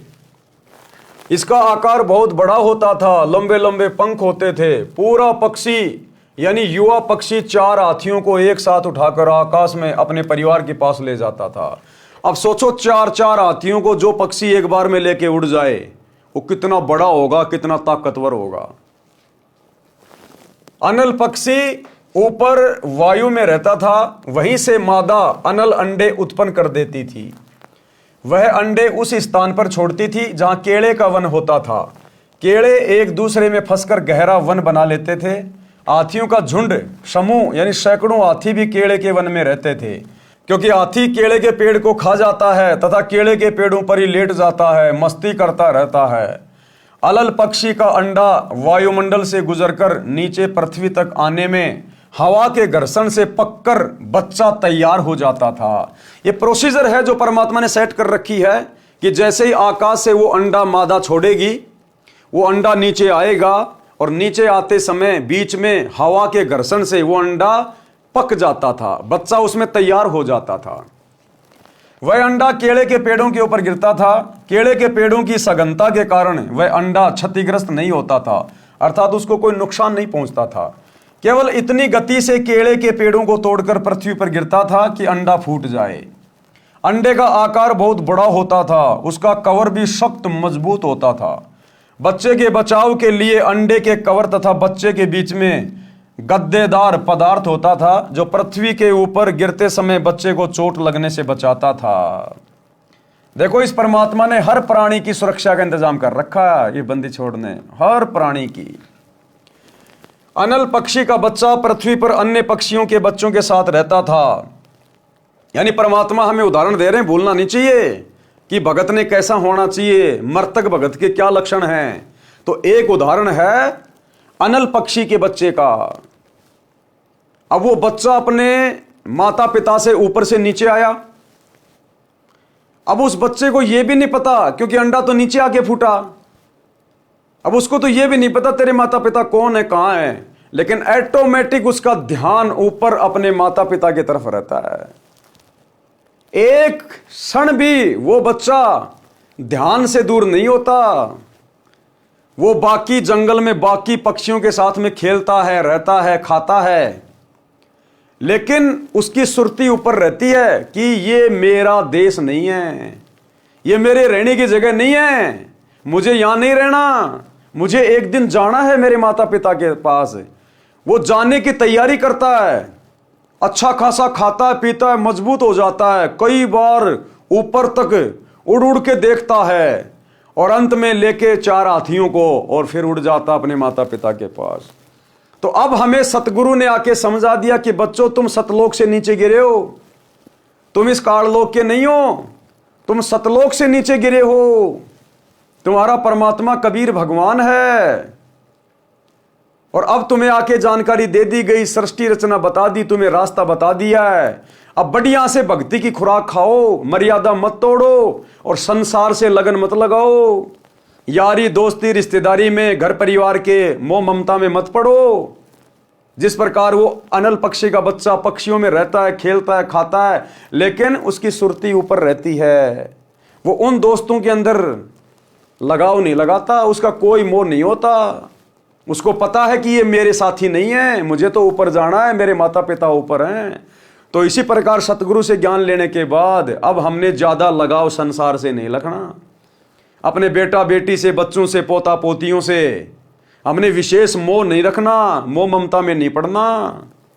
हमारी सुरती, हमारा ध्यान पल पल ये होना चाहिए, मैंने तो सतलोक जाना है। गुरुजी क्या समझाते हैं, गुरुजी क्या समझाते हैं, अगर काल ने तुझे यहीं रख लिया तो बेटा फिर तू जन्म दर जन्म, जन्म दर जन्म यहीं धक्के खाता रहेगा, उलझा देगा। तो भगत कहते हैं संसार में रहे, अपना काम धंधा भी करे, सबसे मीठा बोले, परिवार में प्रेम से रहे, लेकिन ममता किसी से नहीं। सुरती हमेशा सतलोक की तरफ कि मुझे तो मेरे परमात्मा के पास जाना है, मेरे गुरुदेव के पास जाना है, मैंने तो सतलोक में जाना है, ये मेरा देश नहीं है। तो इस प्रकार से अनल पक्षी का बच्चा पृथ्वी पर अन्य पक्षियों के बच्चों के साथ रहता था, उनसे मिलकर उड़ता था, परंतु उसकी अंतरात्मा ये मानती थी कि ये मेरा घर यानी परिवार नहीं है। और हमने ज्ञान आधार से गुरुदेव के सत्संगों से विचार करना है, और हकीकत है कि ये काल लोक हमारा परिवार नहीं है, हम तो सतलोक से आए हैं, सतलोक से, और हमने सतलोक में ही जाना है। अंतरात्मा ये मानती थी कि ये मेरा घर यानी परिवार नहीं है, मेरा परिवार तो ऊपर है, मैंने ऊपर अपने परिवार में जाना है। हम भक्तों का परमानेंट परिवार, हमारे रियल माता पिता भाई बंधु सतलोक में हैं, हमारे इंतजार में हैं। आज जो हमारा परिवार है यहाँ पर, ऐसे ऐसे तो ना जाने अरबों खरबों हमारे परिवार बन चुके हैं। यहाँ के परिवार तो यही मिट्टी में मिल जाते हैं। हमारा अविनाशी परिवार, शाश्वत परिवार सतलोक में हमारा इंतजार कर रहा है कि बच्चा खेलने गया था, अभी तक आया क्यों नहीं। इच्छा रूपी खेलन आया, ताते सुख सागर नहीं पाया। जैसे बच्चा 2-4 घंटे माता पिता की आंखों से ओझल हो जाए, यार दोस्तों के साथ में कहीं खेल रहा हो, तो माता पिता को चिंता हो जाती है कि बहुत देर हो गई, बेटा आया क्यों नहीं, कहाँ खेलने चला गया। तो गुरुदेव कहते हैं जब तुम सतलोक में जाओगे ना, और जो तुम अपने परिवार से बिछुड़ के यहाँ आ चुके हो, असंख्य जन्म हो गए तुम्हें यहाँ, जब तुम वापस जाओगे तो तुम्हारे माता पिता को, भाई बहनों को ऐसा लगेगा जैसे तो 1-2 घंटे के लिए खेलने गया था कहीं। कहते हैं इच्छा रूपी खेलन आया, ताते सुख सागर नहीं पाया। तो हमारा ओरिजिनल परिवार सतलोक में है, यह तो नकली परिवार है ना। माता पिता मिलने से पहले हमें पता था कि हमारे माता पिता होंगे, पिछले जन्म में कौन थे माता पिता और कब तक रहेंगे ये भरोसा नहीं, और मरने के बाद ये किसके माता पिता बनेंगे ये कोई भरोसा नहीं। तो काहे का परिवार है ये। परमात्मा कहते हैं जब तक इस परिवार में है, तेरा पिछला कोई संस्कार है, भक्ति करेगा परमात्मा उसको भी हल्का करेगा। और एक इंसान होने के नाते प्यार प्रेम से बुद्धि विवेक का इस्तेमाल करके तू भी शांति से रह, दूसरे को भी शांति से जीने दे, और एक अच्छे से अपना टाइम पास करके और मुख्य अपनी भक्ति करके और सतलोक चलने की तैयारी कर। ये परिवार तेरी भक्ति में एक प्रकार से सहायक है। अगर प्यार प्रेम से रहेगा, घर वाले बढ़िया खाना देंगे, तेरे कपड़े धोएंगे, तो उनके लिए काम धंधा कर, 2 पैसे उनको कमा के दे, उनका भी काम चल रहा है, तेरा भी काम चल रहा है, और ज्यादा ज्यादा भक्ति करके यहां से निकल। परंतु उसकी अंतरात्मा ये मानती थी कि ये मेरा घर परिवार नहीं है, मेरा परिवार तो ऊपर है, मैंने ऊपर अपने परिवार में जाना है, ये मेरा संसार नहीं है। वह जब युवा हो जाता है तो हाथियों के झुंड पर झपट्टा मारता था, 4 हाथियों को चारों पंजों से उठाता था तथा एक हाथी को चोंच से पकड़कर उड़ जाता था, अपने परिवार के पास चला जाता था, साथ में उनके लिए भोजन भी ले जाता था। कबीर परमेश्वर जी ने सटीक उदाहरण बताकर भगत को मार्गदर्शन दिया है कि आप इस संसार के स्थायी वासी नहीं है। गुरुदेव ने सृष्टि रचना बता के सारा भेद खोल दिया। साहेब ने भेद दिया सब खोल अपनी सतलोक राजधानी का, कि बच्चों ये काल का 21 ब्रह्मांड तुम्हारा स्थायी घर नहीं है, ये तो जेल है, सतलोक की जेल। जो सतलोक में गलती करता है उसको यहाँ पर सजा मिलती है, इसलिए तुम यहाँ सजा भोगने के लिए आए हो, ये तो जेल है। और जेल में वो सुख वो आनंद नहीं हो सकता जो घर में होता है। इसलिए अब अपने घर चलो सतलोक। आपको ये छोड़कर जाना है, आपका परिवार ऊपर सतलोक में है, आप इस पृथ्वी के ऊपर गिरे हो। तत्व ज्ञान प्राप्त भगत के मन की दशा उस अनल पक्षी के बच्चे जैसी होनी चाहिए। जब तक सतलोक जाने का समय नहीं आता तो सांसारिक व्यक्तियों के साथ मिलकर शिष्टाचार से रहो, यानी अपने मतलब से मतलब रखो। जबरदस्ती का भाईचारा नहीं निभाना कि उनकी धर्मशाला बनवा दूं, उनका स्टेडियम बनवा दूं, वो मेरे गले में माला डालेंगे, मेरे मान सम्मान करेंगे, ये नहीं। जमीन में गाड़े जाओगे, जमीन में। प्यार प्रेम और शिष्टाचार का मतलब है अपने मतलब से मतलब रखो, जबरदस्ती किसी के अंदर मत घुसना। कोई सामने से आ रहा है, प्यार प्रेम से बोलो, झुक के नमस्कार कर लो। फालतू में उठना बैठना नहीं, एक दूसरे की निंदा चुगली नहीं करनी, फालतू का भाईचारा नहीं निभाना। परमात्मा कहते हैं दुनिया से ती दोस्ती पड़े भजन में भंग, एका एकी राम से या साधु के संग। सुनिए कबीरा दुनिया से ती दोस्ती ओए भजन में भंगे, एका एकी राम से कै साधु के संगे। बिना सत्संगी के पास बैठने में भी आपको पाप लगेगा, आपका भजन भंग हो सकता है। तो इसलिए बताया या तो अपने सत्संगी दौरे जा बैठे या फिर अपना नाम पर लगा रहे। अगर आप किसी दूसरे के पास बैठोगे हुक्का पाड़ पे तो जानते ने कहा लो पी लो मेरे यार, तो उन्होंने कहेगा ना मन तो छोड़ दिया। क्यों क्या हो गया भाई, नाम ले लिया, ओ तुरे सोचू खा कर बिल्ली ने कहा आज करन चाली, यानी 36 ताने मारेगा और फिर नो कहा भाई काल न तो दरवट्टी भी छुटवाओगे तेरी, यो नारायण सत्संग देखा। तो आपके मन में विक्षेप हो सकता है, 1 दिन में, 2 दिन में, 3 दिन में, तो जरूर अपना रंग वो चढ़ा कर मानेगा। तो इस करके उड़ा बैठे नहीं उस दौरे, रा अपना सत्साहिब कर उठ कर चलता बना।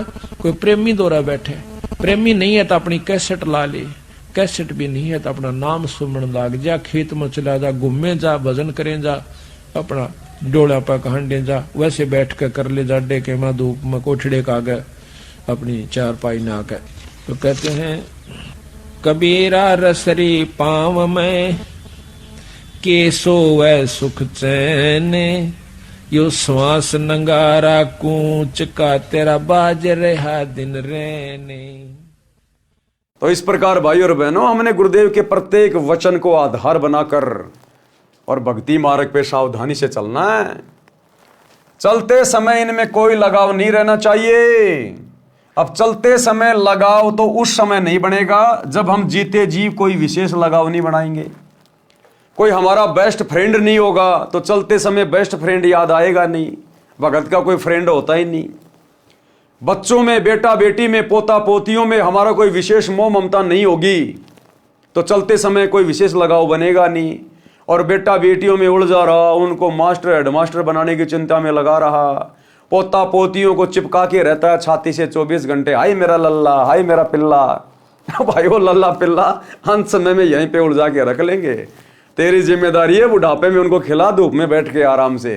अब खिलाएगा नहीं तो तेरे को टुकड़े नहीं मिलेंगे, तो बस उनको खिला, वो मजदूरी कर, नौकरी कर, उनको चुम्मा चाटी ज्यादा मत कर, आवश्यकता से ज्यादा उनको सिर पे मत चढ़ा।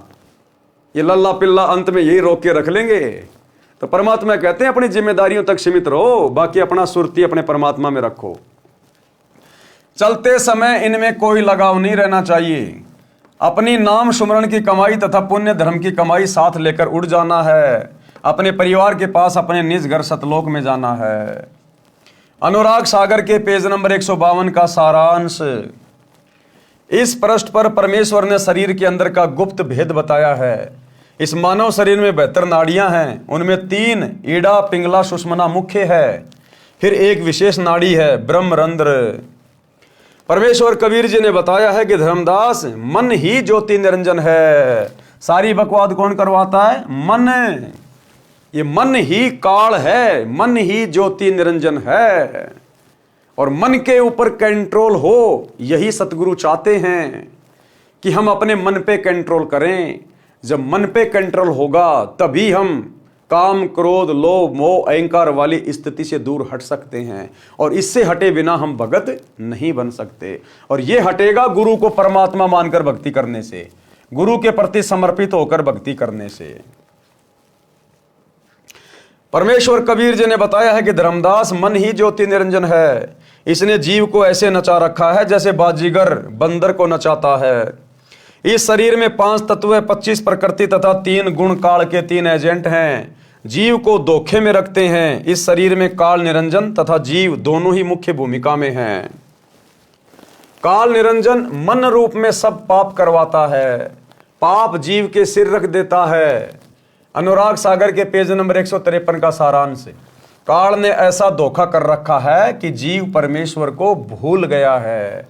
लेकिन भाई हमें तो गुरुदेव ने समझा दिया। आकर परमेश्वर ने सृष्टि रचना के माध्यम से पूरी जानकारी दे दी कि मन कौन है, क्या भुला दिया, क्या तुम्हें याद रखना चाहिए था, क्या याद करोगे तब तुम जाकर सफल होगे। मन कैसे पाप पुण्य करवाता है। मन ही काल कराल है, यह जीव को नचाता है। सुंदर स्त्री को देखकर उससे भोग विलास करने की उमंग मन में उठाता है। मन में गंदी भावना, अश्लील भावना कौन उठाता है? मन। ये काल किसी सुंदर बहन बेटी को पहले दिखाएगा, फिर उसके प्रति आकर्षण पैदा करेगा, मन में गंदे गंदे अश्लील भाव पैदा करेगा। क्यों? क्योंकि इसकी यही तो खुराक है। अरे इसको यही तो श्राप लगा है मैल खाने का, ये गंध खाने का ही तो इसको श्राप है। तो ये हमसे अपना भोजन तैयार करवाता है, हमारे अंदर ये नकारात्मक विचार पैदा करेगा। हमारे अंदर ये कुविचार पैदा करवाएगा अपनी खुराक तैयार करवाने के लिए। ये किसी को मान बढ़ाई में डाल देगा, जीव बड़ा खुश होगा, फूल जाएगा, वो भी इसकी खुराक तैयार हो रही है। वो मान बढ़ाई, वो वासना, वो भी इसकी खुराक तैयार हो रही है। किसी बहन बेटी को देखकर मन में गंदे विचार आते हैं, उसके साथ में गलत हरकत करने की सोचता है, वो मैल जमा हो गया, वो गंदी वासना, वो इसकी खुराक है। कोई दुख में बहुत ज्यादा दुखी हो गया, वो दुख भी वासना है। इसलिए परमात्मा कहते हैं भगत ने हर समय समभाव में रहना चाहिए, लाभ में, हानि में, दुख में, सुख में। अगर आप दुख में दुखी हो गए तो भी आप काल की खुराक तैयार कर रहे हो, सुख में अगर मान बढ़ाई में आ गए तो भी आप काल की खुराक तैयार कर रहे हो। मन में गंदे विचार, नकारात्मक सोच आ गई तो भी काल की खुराक है। किसी से राग द्वेष ईर्ष्या निंदा चुगली तो भी काल की खुराक है। इसलिए गुरुदेव कहते हैं भगत ने जीवित ही मर जाना चाहिए, तो खुराक तैयार होगी नहीं। अपनी भक्ति में मन लगाना चाहिए तो खुराक तैयार होगी नहीं। सुंदर स्त्री को देखकर उससे भोग विलास करने की उमंग मन में उठाता है। स्त्री भोग कर आनंद मन यानी काल निरंजन ने ले लिया, पाप जीव के सिर रख दिया। अब ये काल श्री कृष्ण जी में प्रवेश करके उन 1008 औरतों के साथ में संभोग किया करता था, उन गोपियों के साथ में संभोग किया करता था, कुब्जा के साथ में संभोग किया। तो वो आनंद तो ले लिया इस काल ने, मन ने, और वो पाप कर्म धर दिए श्री कृष्ण जी के सिर पे। अब वो भोगेगा। वर्तमान में सरकार ने सख्त कानून बना रखा है, यदि कोई पुरुष किसी स्त्री से बलात्कार करता है तो उसको 10 वर्ष की सजा होती है। यदि नाबालिग से बलात्कार करता है तो आजीवन कारागार की सजा होती है। आनंद 2 मिनट का मन की प्रेरणा से तथा दुख पहाड़ के समान। इसलिए पहले ही मन को ज्ञान की लगाम से रोकना हितकारी है। लेकिन भाई कोई कितनी बात बना लो, ये मन रुकेगा सतगुरु रामपाल जी की भक्ति से। दूसरा भाई चाहे ब्रह्मा विष्णु महेश की गोद में जाके बैठ जाना, उनका बेचारों का खुद का मन ही उनके वश में नहीं है। तुम्हारा मन कहां से शांत कर देंगे? ये मन रुकेगा उसकी शरण में जाने से जो मन के अधीन नहीं है। मन जिसका गुलाम है, तो ये मन सतगुरु रामपाल जी भगवान का गुलाम है, उसका नौकर है। इस समर्थ की शरण में आने से इस मन के ऊपर अंकुश लगता है। अनुराग सागर के पेज नंबर 154 का सारांश है। पराये धन को देखकर मन उसे हड़पने की प्रेरणा करता है, चोरी करके जीव को दंड दिलाता है, पर निंदा पर धन हड़पना ये पाप है। काल इसी तरह जीव को कर्मों के बंधन में फंसा कर रखता है। संत से विरोध तथा गुरुद्रोह ये मन रूप से काल ही करवाता है, जो घोर अपराध है। निरंजन चरित्र काल का जाल। परमेश्वर कबीर जी ने बताया है कि धर्मदास, मैं तेरे को धर्म यानी धर्मराय काल का जाल समझाता हूं। काल निरंजन ने श्री कृष्ण में प्रवेश करके गीता का ज्ञान दिया, उसको कर्म योग उत्तम बताकर युद्ध करवाया, ज्ञान योग से उसको भ्रमित किया। अर्जुन तो पहले ही नेक भाषा बोल रहा था, जो ज्ञान था, कह रहा था कि युद्ध करके अपने ही कुल के भतीजे, भाई, साले, ससुर, चाचे, ताऊ को मारने से अच्छा तो भीख मांगकर निर्वाह कर लेंगे। मुझे ऐसे राज्य की आवश्यकता नहीं जो पाप से प्राप्त हो। उसको डरा धमकाकर युद्ध करवाकर नरक का भागी बना दिया। ज्ञान योग का बहाना कर कर्म योग पर जोर देकर महापाप करा दिया। अनुराग सागर के पेज नंबर 155 का सारांश। धर्मदास जी ने प्रश्न किया कि हे प्रभु, आपने काल जाल समझाया, अब ये बताने की कृपया करें कि जीव को आपकी प्राप्ति के लिए क्या करना चाहिए। कि हे परमात्मा, हे गुरुदेव, आपने काल का जाल तो समझा दिया कि ये कैसे कैसे मन के माध्यम से जीव को ठगता है। अब ये भी बताओ कि परमात्मा की प्राप्ति के लिए, पूर्ण मोक्ष प्राप्ति के लिए भगत को किस प्रकार से भक्ति करनी चाहिए, भगत के क्या लक्षण होने चाहिए, क्या उसका स्वभाव होना चाहिए। सतगुरु कबीर जी वचन। तो गुरुदेव भगवान ने क्या बताया? भगत के 16 गुण अर्थात आभूषण, रियल आभूषण, रियल गहने वो हैं जो गुरुदेव अब भगत के 16 गुण बताने जा रहे हैं। हमने उन गुणों को अपने ऊपर धारण करना है। वो हमारे रियल आभूषण हैं। ये सोने चांदी के आभूषणों से हमारा काम नहीं बनेगा, उल्टी हमारी बात बिगड़ जाएगी। जो रियल आभूषण हैं हमने उनको धारण करना है। परमेश्वर कबीर जी ने कहा कि हे धर्मदास, भवसागर यानी काल लोक से निकलने के लिए भक्ति की शक्ति की आवश्यकता होती है। परमात्मा प्राप्ति के लिए जीव में 16 लक्षण अनिवार्य हैं। 16 लक्षण अनिवार्य हैं अगर मोक्ष प्राप्त करना है तो। अब ये 16 लक्षण क्या हैं, 16 आभूषण क्या हैं जो अनिवार्य बता दिए, यानी कंपलसरी हैं। इनके बिना बात बनेगी नहीं। इनको आत्मा के 16 श्रृंगार भी कहा जाता है। नंबर 1 ज्ञान, विवेक, सत्य, संतोष, प्रेम भाव, धीरज, निर्शोधा, दया, अक्षमा, शील, निष्कर्मा, त्याग, वैराग, शांति निज धर्मा, भक्ति कर निज जीव उबारे, मित्र सम सबको चित धारे। भावार्थ, परमात्मा प्राप्ति के लिए भगत में कुछ लक्षण विशेष होने चाहिए।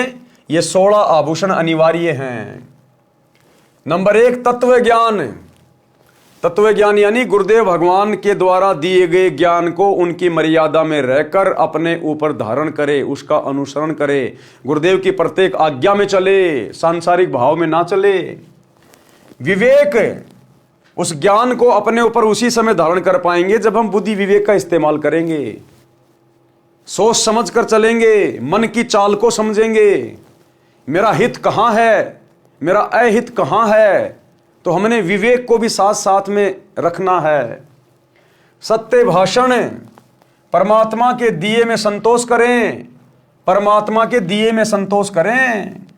पर धन और पर नारी को जहर के समान समझें। गुरुदेव कह रहे हैं पर धन और पर नारी को जहर के समान समझें। जैसा गुरुदेव ने आपको परिवार दे दिया, जैसा आपको रोजगार दे दिया, जैसा आपको शरीर दे दिया, जैसा आपको रूप दे दिया, जैसे आपको बेटा बेटी दे दिए, कहते हैं उन्हीं में संतोष करो। दूसरे की देखा देखी अपने आप को असंतुष्ट मत करना। जो तेरे भाग्य में है वही दिया तुझे परमात्मा ने, तेरे साथ कोई धोखा नहीं किया। और उसको परमेश्वर की इच्छा जाने, प्रेम भाव से भक्ति करें तथा अन्य से भी मीठी भाषा में बात करें। धैर्य रखें, सतगुरु ने जो ज्ञान दिया है उसकी सफलता के लिए हौसला रखें, फल की जल्दबाजी ना करें।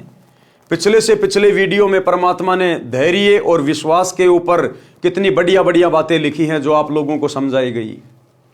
तो परमात्मा कहते हैं भक्ति लेने के बाद में भगत को धैर्य रखना चाहिए, फल की जल्दबाजी नहीं करनी चाहिए। परमात्मा अंतर्यामी है, सब कुछ देख रहा है। जैसी भक्ति करोगे, जैसा मर्यादा निभाओगे, वैसा ही तुम्हें रिजल्ट गुरुदेव देते रहेंगे। किसी के साथ दगा यानी धोखा नहीं करें, दया भाव रखें। भगत तथा संत का आभूषण क्षमा भी होता है। अगर कोई हमें उल्टी सीधी बात बोल दे, ओछी मंदी बात बोल दे, नाराज होके 2 थप्पड़ मार दे, तो हमने उसको क्षमा कर देना चाहिए। उसके प्रति मन में कोई राग द्वेष नहीं रखना चाहिए। शत्रु को भी क्षमा कर देना चाहिए, क्योंकि भगत का कोई शत्रु है ही नहीं। और अगर भक्ति में आने के बाद भी हम किसी को अपना शत्रु समझेंगे या अपना कोई विशेष कोई मित्र समझेंगे, तो भी हम भगत नहीं है, तो भी हमारी बात नहीं बनेगी। परमात्मा कहते हैं एक शत्रु एक मित्र है, भूल पड़ी रे प्राणी, और यम की नगरी जाएगा शब्द हमारा मानी। अगर तूने यहां किसी से विशेष यारी दोस्ती रखी, अगर भगत ने यह कह दिया कि ये मेरा बेस्ट फ्रेंड है, ये मेरा परम मित्र है, वो गया काम से। अगर कोई भगत का यहां पर कोई शत्रु मिला, गया काम से। हां, यदि कोई जानबूझ के भगत को अपना शत्रु मान रहा तो लाख बार माने, उसमें भगत का कुछ नहीं बिगड़ेगा। लेकिन भगत ने किसी को शत्रु भाव से नहीं देखना।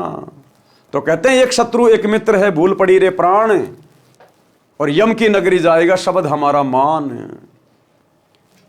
शत्रु को भी क्षमा कर देना चाहिए, शील स्वभाव होना चाहिए, भक्ति को निष्काम भाव से करे। यानी गुरुदेव का सुमरण कर रहे हैं, सत्संग सुन रहे हैं, तो मन में कोई इच्छा नहीं होनी चाहिए, कोई सांसारिक डिमांड नहीं होनी चाहिए कि बेटा हो जाए, पोता हो जाए, छोरा नौकरी लग जाए, बड़ा मकान मिल जाए, एक गुरुजी मुझे गाड़ी मिल जाए। निष्काम भाव से भक्ति करे, बिना किसी लाग लपेट के, बिना किसी इच्छा के। सतगुरु अंतर्यामी है, जिस चीज की आवश्यकता होगी तेरे भाव देख के अवश्य देगा। तो कहते हैं निष्काम भाव से जब लग भक्ति सकामना, सकामना यानी इच्छाओं के साथ यदि आप भक्ति कर रहे हो तो आपकी भक्ति वही नष्ट होती रहेगी। तो कहते हैं जब तक भक्ति सकामना तब लग निष्फल सेव, तेरी पूजा पाठ बेकार।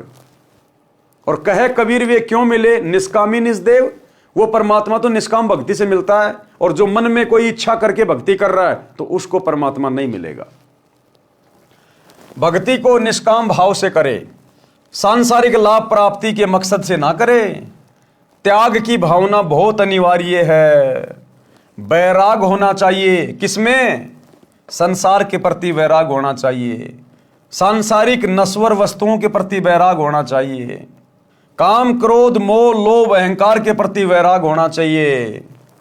संसार को असार तथा अपने जीवन को अस्थायी जानकर परमात्मा के प्रति विशेष लगाव होना मोक्ष में अति आवश्यक है।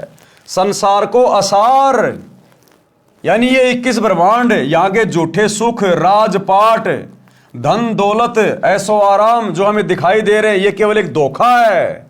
तो कहते हैं संसार को असार तथा अपने जीवन को अस्थायी जानकर कि भैया सदा नहीं रहेगा, अमर नहीं है। सतयुग में जिनकी लाखों लाखों साल की उम्र थी वो भी ना जाने कितनी बार मर लिए। देवताओं की कितनी लंबी उम्र है, वो भी मरते रहते हैं। तो अपने जीवन को अस्थायी समझकर कि भैया देख मरना तो है, ये शरीर मिल गया। अब भगवान ने जितनी भी इसकी आयु निश्चित की है जिस भी युग के हिसाब से, अब इस कलयुग में 100 साल की आयु निश्चित कर रखी है, लेकिन अपने कर्मों के कारण, भक्ति ना करने के कारण, उल्टा सीधा खाने पीने के कारण इंसान अकाल मौत मर जाता है, क्योंकि वो उसके स्वतंत्र कर्म होते हैं। अन्यथा भगवान ने तो 100 साल की उम्र फिक्स कर रखी है। या जिसने कोई पिछले जन्म में ज्यादा ही कुकर्म कर रखे हैं तो भैया वो फिर अकाल मौत मरता है। अन्यथा भगवान ने तो कलयुग में 100 साल की उम्र रखी हुई है वर्तमान समय में। तो कहने का मतलब है अपने जीवन को अस्थायी समझकर कि जाना तो पड़ेगा। चलो तू 100 साल भी जी लिया, फिर भी शरीर तो छूटेगा, और शरीर छूटेगा तो ये परिवार भी छूटेगा, ये बेटा बेटी भी छूटेंगे, धन दौलत भी छूटेगी। यानी मरना तो है। अब जब मरना ही है तो क्यों ना सतलोक वाली भक्ति कर ले। अरे मर के भाई नरक में भी जाना पड़ेगा, स्वर्ग में भी जाना पड़ेगा, जैसे तूने कर्म को कर्म किए हैं। तो मरना तो है, और मरने के बाद आगे भी जाना है, तो क्यों ना फिर सतलोक वाली भक्ति कर लें। जब मरना भी है, मरने के बाद आगे भी जाना है, तो क्यों ना अपना अगला ठिकाना सुधार लें, अपना अगला जन्म तो सुधार लें। जब मरना ही है तो क्यों ना फिर सतलोक वाली भक्ति करें। हमारा कोई ठिकाना तो होगा, कोई जगह तो होगी हमारी। और बाकी वैसे भी मरना भाई, वैसे मर के नरक में जाएगा, 84 लाख योनियों में जाएगा। तो जब इन बातों का पता चल गया कि यहां पर परमानेंट ना कोई रहा ना कोई रहेगा, तो क्यों ना आगे के ठिकाने की तैयारी करें जो सतगुरु ने आके बता दिया। संसार को असार तथा अपने जीवन को अस्थायी जानकर परमात्मा के प्रति विशेष लगाव होना मोक्ष में अति आवश्यक है। भगत का विशेष गुण शांति होती है, यानी भगत एकांत में रहे, शांति में रहे, ज्यादा बड़बड़ ना करे, भागा दौड़ ना करे ज्यादा जीवन में, और टाइम के पीछे ना भगे ज्यादा। शांति, जितना भगवान दे रहा आनंद, जो पहनने को दे रहा आनंद, जो खाने को मिल रहा है very good, very nice, best. भागे नहीं फालतू में दुनियादारी को देख के, और उसने मकान बना लिया मैं भी बनाऊं, पैसा कहां से लाऊं, कर्जा ले लूं, थोड़ी जमीन बेच दूं, टेंशन में। कहते हैं शांति में रहो, शांति में। रंका और बंका की तरह, चाहे झोपड़ी हो, शांति में। झोपड़ी जल भी जाए तो झोपड़ी की तरफ मत देखो, पेड़ के नीचे बैठ के गुरु जी का भजन करो, स्मरण करो। ऐसी शांति चाहिए भगत को, तब जाकर भगत उस शांत स्थान पर जाएगा। भगत का विशेष गुण शांति होती है, यह भी अनिवार्य है। भक्ति करना यानी भक्ति करके अपने जीव का कल्याण कराए। और 16 नंबर, प्रत्येक व्यक्ति के साथ मित्र के समान व्यवहार करना चाहिए। मित्र के समान यानी प्यार प्रेम से बोलना चाहिए, ठंडे दिमाग से रहना चाहिए, सुख दुख में एक दूसरे का साथी बन के रहना चाहिए, लेकिन लगाव नहीं लगाना चाहिए। ये उपरोक्त गुण होने के पश्चात सतलोक जाया जाएगा। क्लियर कर दिया परमात्मा ने भाई कि जब तक ये 16 आभूषण, ये 16 भक्ति के गुण भगत अपने ऊपर धारण नहीं करेगा, अर्थात इस प्रकार से यदि अपना जीवन नहीं जिएगा तो भाई सतलोक नहीं जा पाएगा। ये सतगुरु के वचन हैं। तो भैया चाहे आज कर लो, चाहे 10 साल बाद कर लो, चाहे गुरुजी के जाने के बाद कर लो। अब गुरुजी के जाने के बाद करोगे तो भैया फिर यहीं धक्के खाते रह जाओगे। तो कहते समझा है तो सिर धर पाऊं, बहुर नहीं रे ऐसा दाव। काल करे सो आज कर, आज करे सो अब। अले पल में परले हो जाए भाई, फिर करेगा कब? तो कहते हैं तुरंत लग जाओ, अपने आप को ऐसा बनाने का प्रयास करो गुरुदेव के आशीर्वाद से, ज्ञान आधार से। और ये सारे लक्षण भाई और बहनों आपको केवल 7 संगतियों में दिखाई देंगे। इन सतलोक आश्रमों में आपको इनकी छींट भी दिखाई नहीं देगी, छींट भी। वहां तो पेट्रोल है, पेट्रोल। और पेट्रोल को यदि आप जी माचिस दिखाओगे तो भड़केगा। तो ये सारे लक्षण भगत के, सारे गुण आपको 7 संगतियों में दिखाई देंगे, क्योंकि 7 संगति सतलोक का ट्रेनिंग सेंटर है। 7 संगति से जुड़े बिना ये 16 आभूषण आत्मा के ऊपर, भगत के ऊपर धारण नहीं हो पाएंगे। ये उपरोक्त गुण होने के पश्चात सतलोक जाया जाएगा। इसके अतिरिक्त गुरु की सेवा, गुरु पद्धति में विश्वास रखो, परमात्मा की भक्ति और संत समागम करना अनिवार्य है। क्या कह रहे हैं गुरुदेव? संत समागम करना अनिवार्य है। और जब हम सत्सेवक संत समागम करवाते हैं, साध संगतियां करवाते हैं, तो काल के दूत बीच में आके लठ लेके पहुंच जाते हैं। तो बताओ, गुरुजी तो कह रहे हैं कि 7 संगतियां करवाओ, संत समागम करो। संत समागम क्यों होते हैं? गुरु की महिमा के लिए, गुरु का गुणगान करने के लिए, भाई बहनों को भक्ति पे दृढ़ करने के लिए। खाली लड्डू जलेबी बर्फी के लिए नहीं होते संत समागम। तो असल में संत समागम तो साध संगतियां हैं। तो गुरुजी तो कह रहे कि संत समागम करवाना चाहिए, और गुरुजी का परिवार ही संत समागमों में ले लेके लठ पहुंच जाता है। संत समागम करने वालों को जेल भिजवा रहा है, उनके ऊपर मुकदमे करवा रहा है। तो कौन है काल का दूत संगत में? ये दास जो कहता, आपको एक भी बात में फर्क नहीं मिलेगा। अनुराग सागर के पेज नंबर 156 तथा पृष्ठ 157 का सारांश। इन पृष्ठों पर भी यही ज्ञान है और विषय विकार त्यागना चाहिए, तब भक्ति सफल होगी। अनुराग सागर के पेज नंबर 158 से 159 का सारांश। परमेश्वर ने बताया कि उपदेशी को चाहिए कि 15वें दिन कोई धार्मिक अनुष्ठान यानी पाठ कराना चाहिए। अगर आपके गुरुदेव भगवान आश्रम में हैं तो आपने कोशिश करनी चाहिए कि हर 15 दिन में आप अपने गुरुजी के दर्शन करने जाएं। आप उस आश्रम में जाइए जिस आश्रम में आपके गुरुजी साक्षात बैठे हैं। यहां गुरुजी की गैर हाजिरी की बात नहीं हो रही है। जैसे आज ये लाखों की संगत बरवाला कांड के बाद गुरुदेव की गैर हाजिरी में लुट रही है, पिट रही है, ज्योति और पाठ के नाम पे, लड्डू जलेबी बर्फी के चक्कर में पड़ के। यदि आपके गुरुजी आश्रम में हैं, उस समय की बातें हो रही हैं। और यदि आप गुरुदेव के आसपास रहते हैं तो कोशिश करो हर 15 दिन में तो एक बार आप गुरुदेव के पास जाइए, और जितना हो सके दान कीजिए, हो सके तो पाठ करवाइए। परमेश्वर ने बताया कि उपदेशी को चाहिए कि 15वें दिन कोई धार्मिक अनुष्ठान यानी पाठ कराना चाहिए। यदि 15 दिन में नहीं करा सकता है तो महीने में अवश्य कराइए।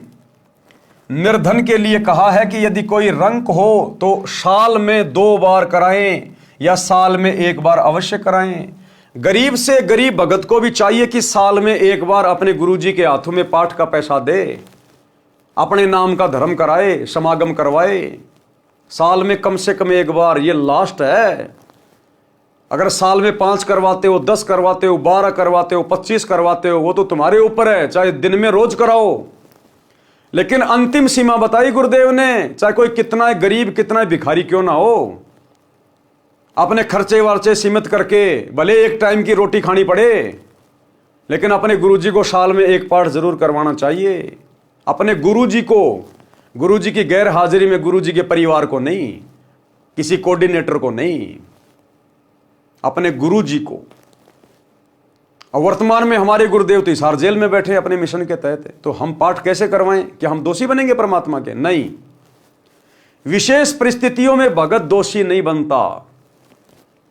हम तो चाहते हैं पाठ करवाना, अपने गुरुजी के दर्शन करना, लेकिन मजबूरी है, हमारे गुरुदेव हिसार जेल में बैठे हैं अपने मिशन के तहत। तो ऐसे में भगत को दोष नहीं लगता। ऐसे में भगत ने क्या करना चाहिए? भगत ने संकल्प कर लेना चाहिए, साधु भूखा भाव का, धन का भूखा नाई, जो कोई धन का भूखा साधु भी नाई। अरे ये कबीर परमात्मा सतगुरु रामपाल जी भगवान, जिनके आधे बाल पे पूरी सृष्टि नहीं है, जिसने 21 ब्रह्मांड के स्वामी ज्योति निरंजन को भीख में दे रखे सारे ब्रह्मांड, वो क्या हमारे पाठ का भूखा है क्या? वो 15-20 हजार रुपए का भूखा है क्या? वो तो केवल हमारे हाथ से थोड़ा बहुत धन लेके शुभ कार्यों में लगा के हमारे को धनवान बनाता है।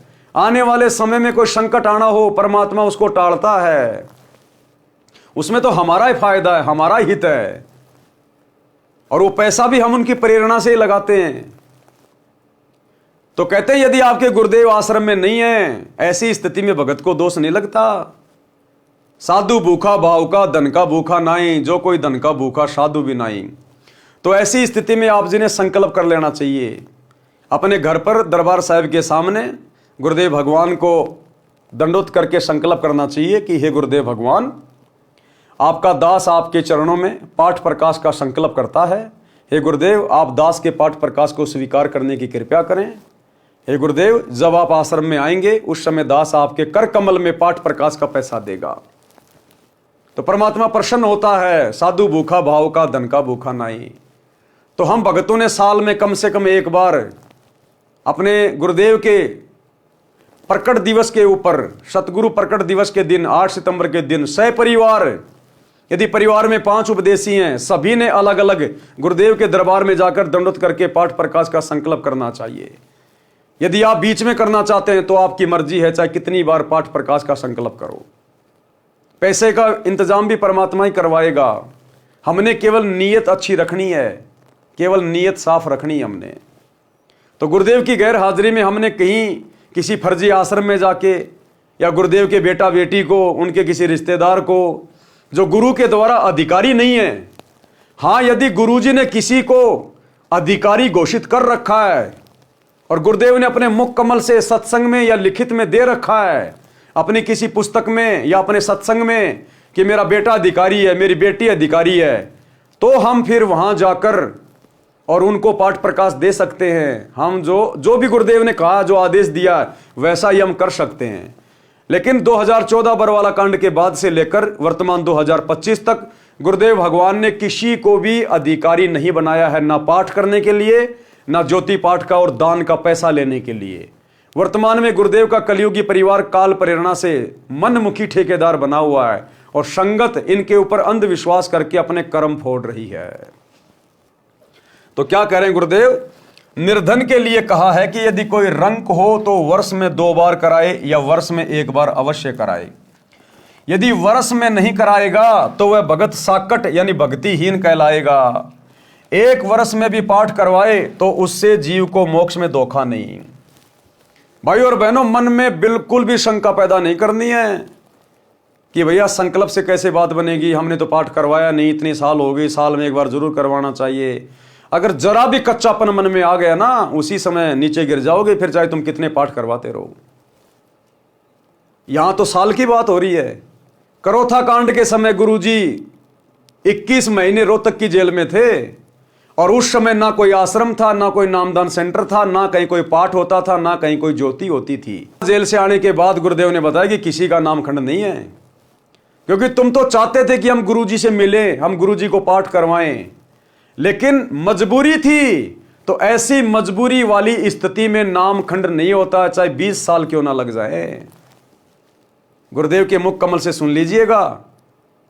जब गुरुदेव रोहतक की जेल से आए 21 महीने बाद, तो भक्तों ने शंका जाहिर की। जब गुरुजी ने सत्संग सुनाया कि साल में 1 बार पाठ जरूर करवाना चाहिए, अपने गुरु के दर्शन जरूर करने चाहिए, तो भक्तों के मन में शंका हो गई कि गुरुजी आप तो 21 महीने रोहतक की जेल में थे, हम तो आपके दर्शन ही नहीं कर पाए, हम तो पाठ ही नहीं कर पाए, फिर हमारा तो नाम खंड हो गया होगा। तो गुरुदेव ने कहा कि बेटे ऐसी स्थिति में नहीं होता। ऐसी स्थिति में, मजबूरी वाली स्थिति में, चाहे 20 साल आप अपने गुरु से दूर रहो, ऐसी स्थिति में नामखंड नहीं होता, कोई दोष नहीं होता। सुनिए छोटा सा सत्संग।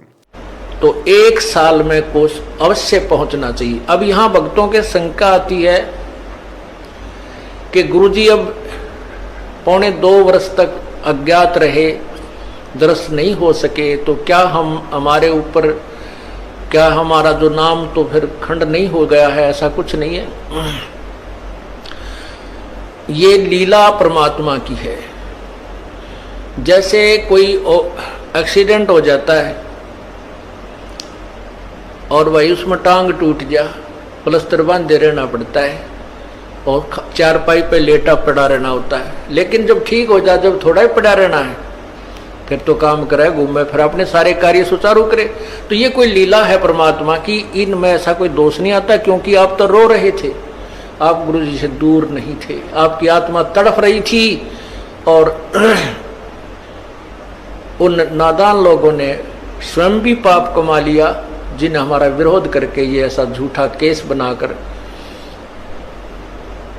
परमात्मा के कुत्तों को सजा, उन्होंने हमारे को प्रताड़नाएं दी है, जेल में डाला। अब मुझे इस बात का डर है कि उन गेला के बनेगी। तो भाई और बहनों, हमने हर स्थिति में भक्ति मार्ग पर ज्ञान को आधार बना के चलना है। अपने कोऑर्डिनेटर के कहने से, गुरुजी के बेटा बेटी के कहने से, कोई पीला पर्चा निकाल देने से हमने झुकना नहीं है। ये काल हर प्रकार से षड्यंत्र कर रहा है। इस समय ये परीक्षा का समय चल रहा है और सतगुरु बैठकर परीक्षा ले रहा है कि कितने भक्तों ने मेरे ज्ञान को आधार बनाया है और कितने अभी भी गांधारी की तरह आंखों पे काली पट्टी बांध के चल रहे हैं। कबीर नाम श्रद्धा से जपें, कबीर नाम श्रद्धा से जपें। कौन सा ये कबीर नाम? जो कबीर परमात्मा सतगुरु रामपाल जी ने हमें जो दीक्षा दे दी है वो है कबीर नाम। कबीर नाम श्रद्धा से जपें, यानी गर्व के साथ कबीर जी का नाम लें। शर्म नहीं करें कि यह भी कोई परमात्मा का नाम है।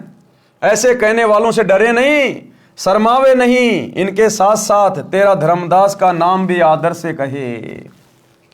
भावार्थ है कि आदरणीय धर्मदास के साथ परमात्मा रहे, उनको शतलोक लेकर गए, अपना यथार्थ परिचय दिया। धर्मदास जी ने अपनी आंखों देखा, कानों परमेश्वर से सुना। आध्यात्मिक ज्ञान कबीर सागर, कबीर वाणी, कबीर बीजक, कबीर शब्दावली को लिखकर मानव समाज पर महान उपकार किया है। इसलिए धर्मदास जी की महिमा भी करनी चाहिए। महिमा का मतलब धर्मदास जी का नाम आदर सत्कार से लेना चाहिए, बस इतना ही। हम पिछली पीढ़ी वालों ने और किसी की महिमा नहीं करनी फालतू की, क्योंकि परमात्मा तो सबको आदर देंगे, सबको सम्मान देंगे। ये परमात्मा है भाई, इनकी बात अलग है, इनके ऊपर कोई नियम लागू नहीं है। लेकिन हम भगत है, हमारे ऊपर नियम लागू है। हम महिमा केवल अपने गुरु की कर सकते हैं, किसी और की नहीं। बाकी धर्मदास की कथा है, मीराबाई की कथा है, वो कथा पढ़ना एक अलग बात है, लेकिन वैसे हमने महिमा केवल अपने गुरु की करनी है। भगत को चाहिए कि भक्ति साधना तथा मर्यादा का पालन अंतिम श्वास तक करे। क्या? भक्ति साधना, यानी जो नाम, जो तीनों समय की आरती जो गुरुदेव ने दे दी, वो अंतिम श्वास तक करनी है, किसी के दबाव में आके छोड़नी नहीं है। और मर्यादा का पालन, ये सबसे इंपॉर्टेंट है। मर्यादा बिना भक्ति किसी काम की नहीं, चाहे लाख माला फेर ले। और मर्यादा का पालन अंतिम श्वास तक करें। और ये काल मर्यादा में नहीं रहने देगा, ये मर्यादा ही तोड़वाता है। इसका यही काम है काल का, और कोई काम नहीं है। और वर्तमान में 2014 बरवाला कांड के बाद से इसने लाखों की संगत की, जो सतलोक आश्रमों से जुड़े हैं, सबकी मर्यादा खंडित करवा रखी है। केवल सत्सेवकों के ऊपर गुरु आशीर्वाद से इस मन का दाव नहीं चला, इस काल का दाव नहीं लगा। बाकी सबकी मर्यादा खंडित है, सबके टायर फूटे हुए हैं। जैसे सूरवीर युद्ध के मैदान में या तो मार देता है या स्वयं वीर गति को प्राप्त हो जाता है, वह पीछे कदम नहीं हटाता। संत तथा भगत का रण क्षेत्र भक्ति मंत्र जाप तथा मर्यादा है। जो शिष्य गुरु से विमुख हो जाता है, नाम खंडित कर देता है, तो स्वाभाविक ही वह गुरु में कुछ दोष निकालेगा, जिस कारण से नरक में, अग्निकुंड में गिरेगा। यदि गुरु विमुख होकर भक्ति छोड़ देता है तो उसको भी बहुत हानि होती है। उदाहरण, जैसे इन्वर्टर को चार्जिंग पर लगा रखा है, वह चार्ज हो रहा है। यदि बीच में चार्जर निकाल लिया जाए तो वह इन्वर्टर जितना चार्ज हो गया था उतनी देर लाभ देगा। फिर अचानक सर्व सुविधाएं बंद हो जाएंगी। इसी प्रकार उस शिष्य की दशा जाने।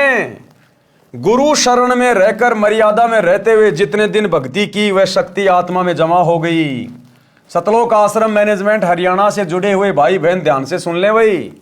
गुरुदेव का परिवार, उनके बेटा बेटी भाई बंधु रिश्तेदार ध्यान से सुन लो भाई। कोऑर्डिनेटर ध्यान से सुन लो भाई। तुम्हारी भक्ति नहीं चल रही है।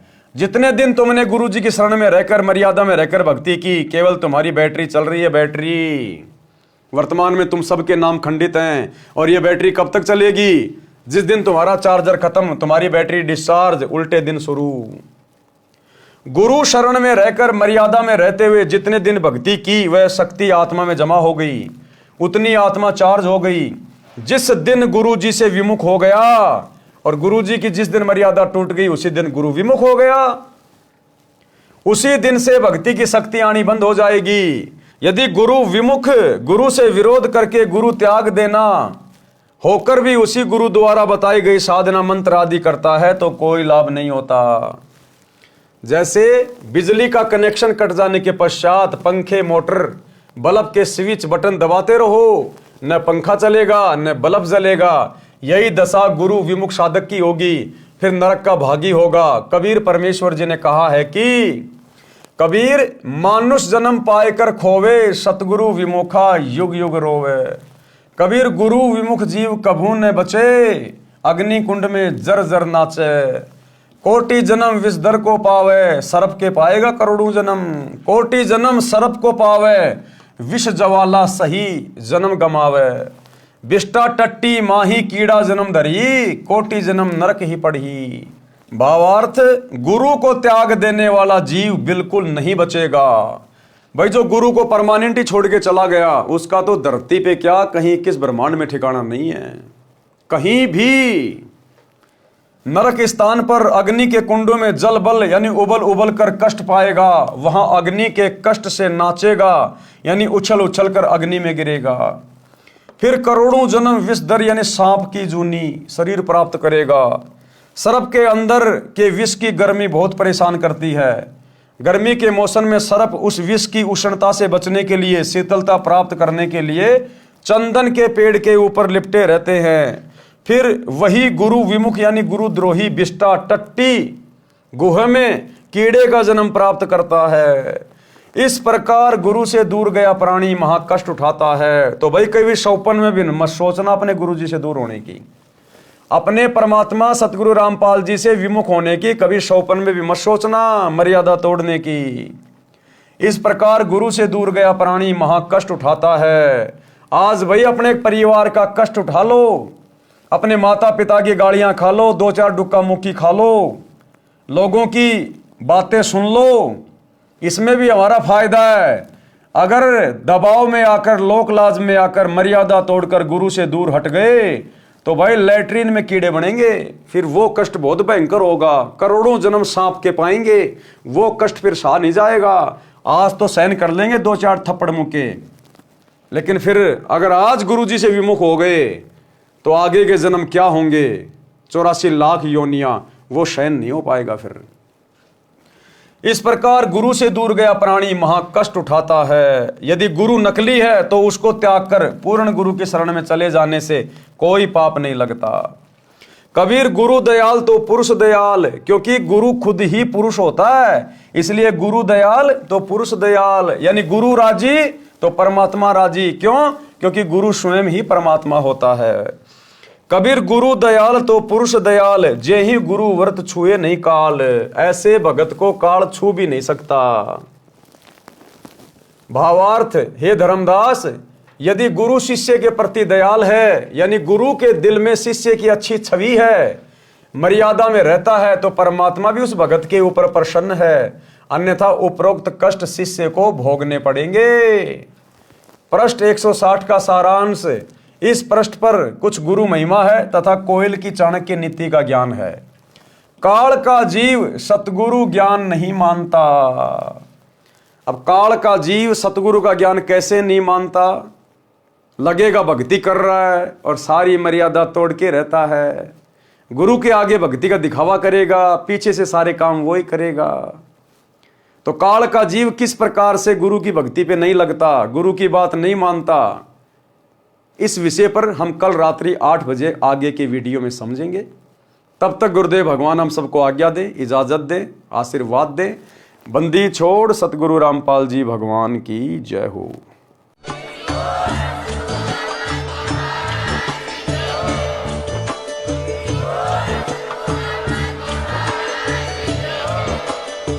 भाई जो गुरु बचन पे डट गे, कट गे फंद 84 के, कट गे फंद 84 के। जो गुरु बचन पे डट गे, कट गे फंद 84 के, कट गे फंद 84।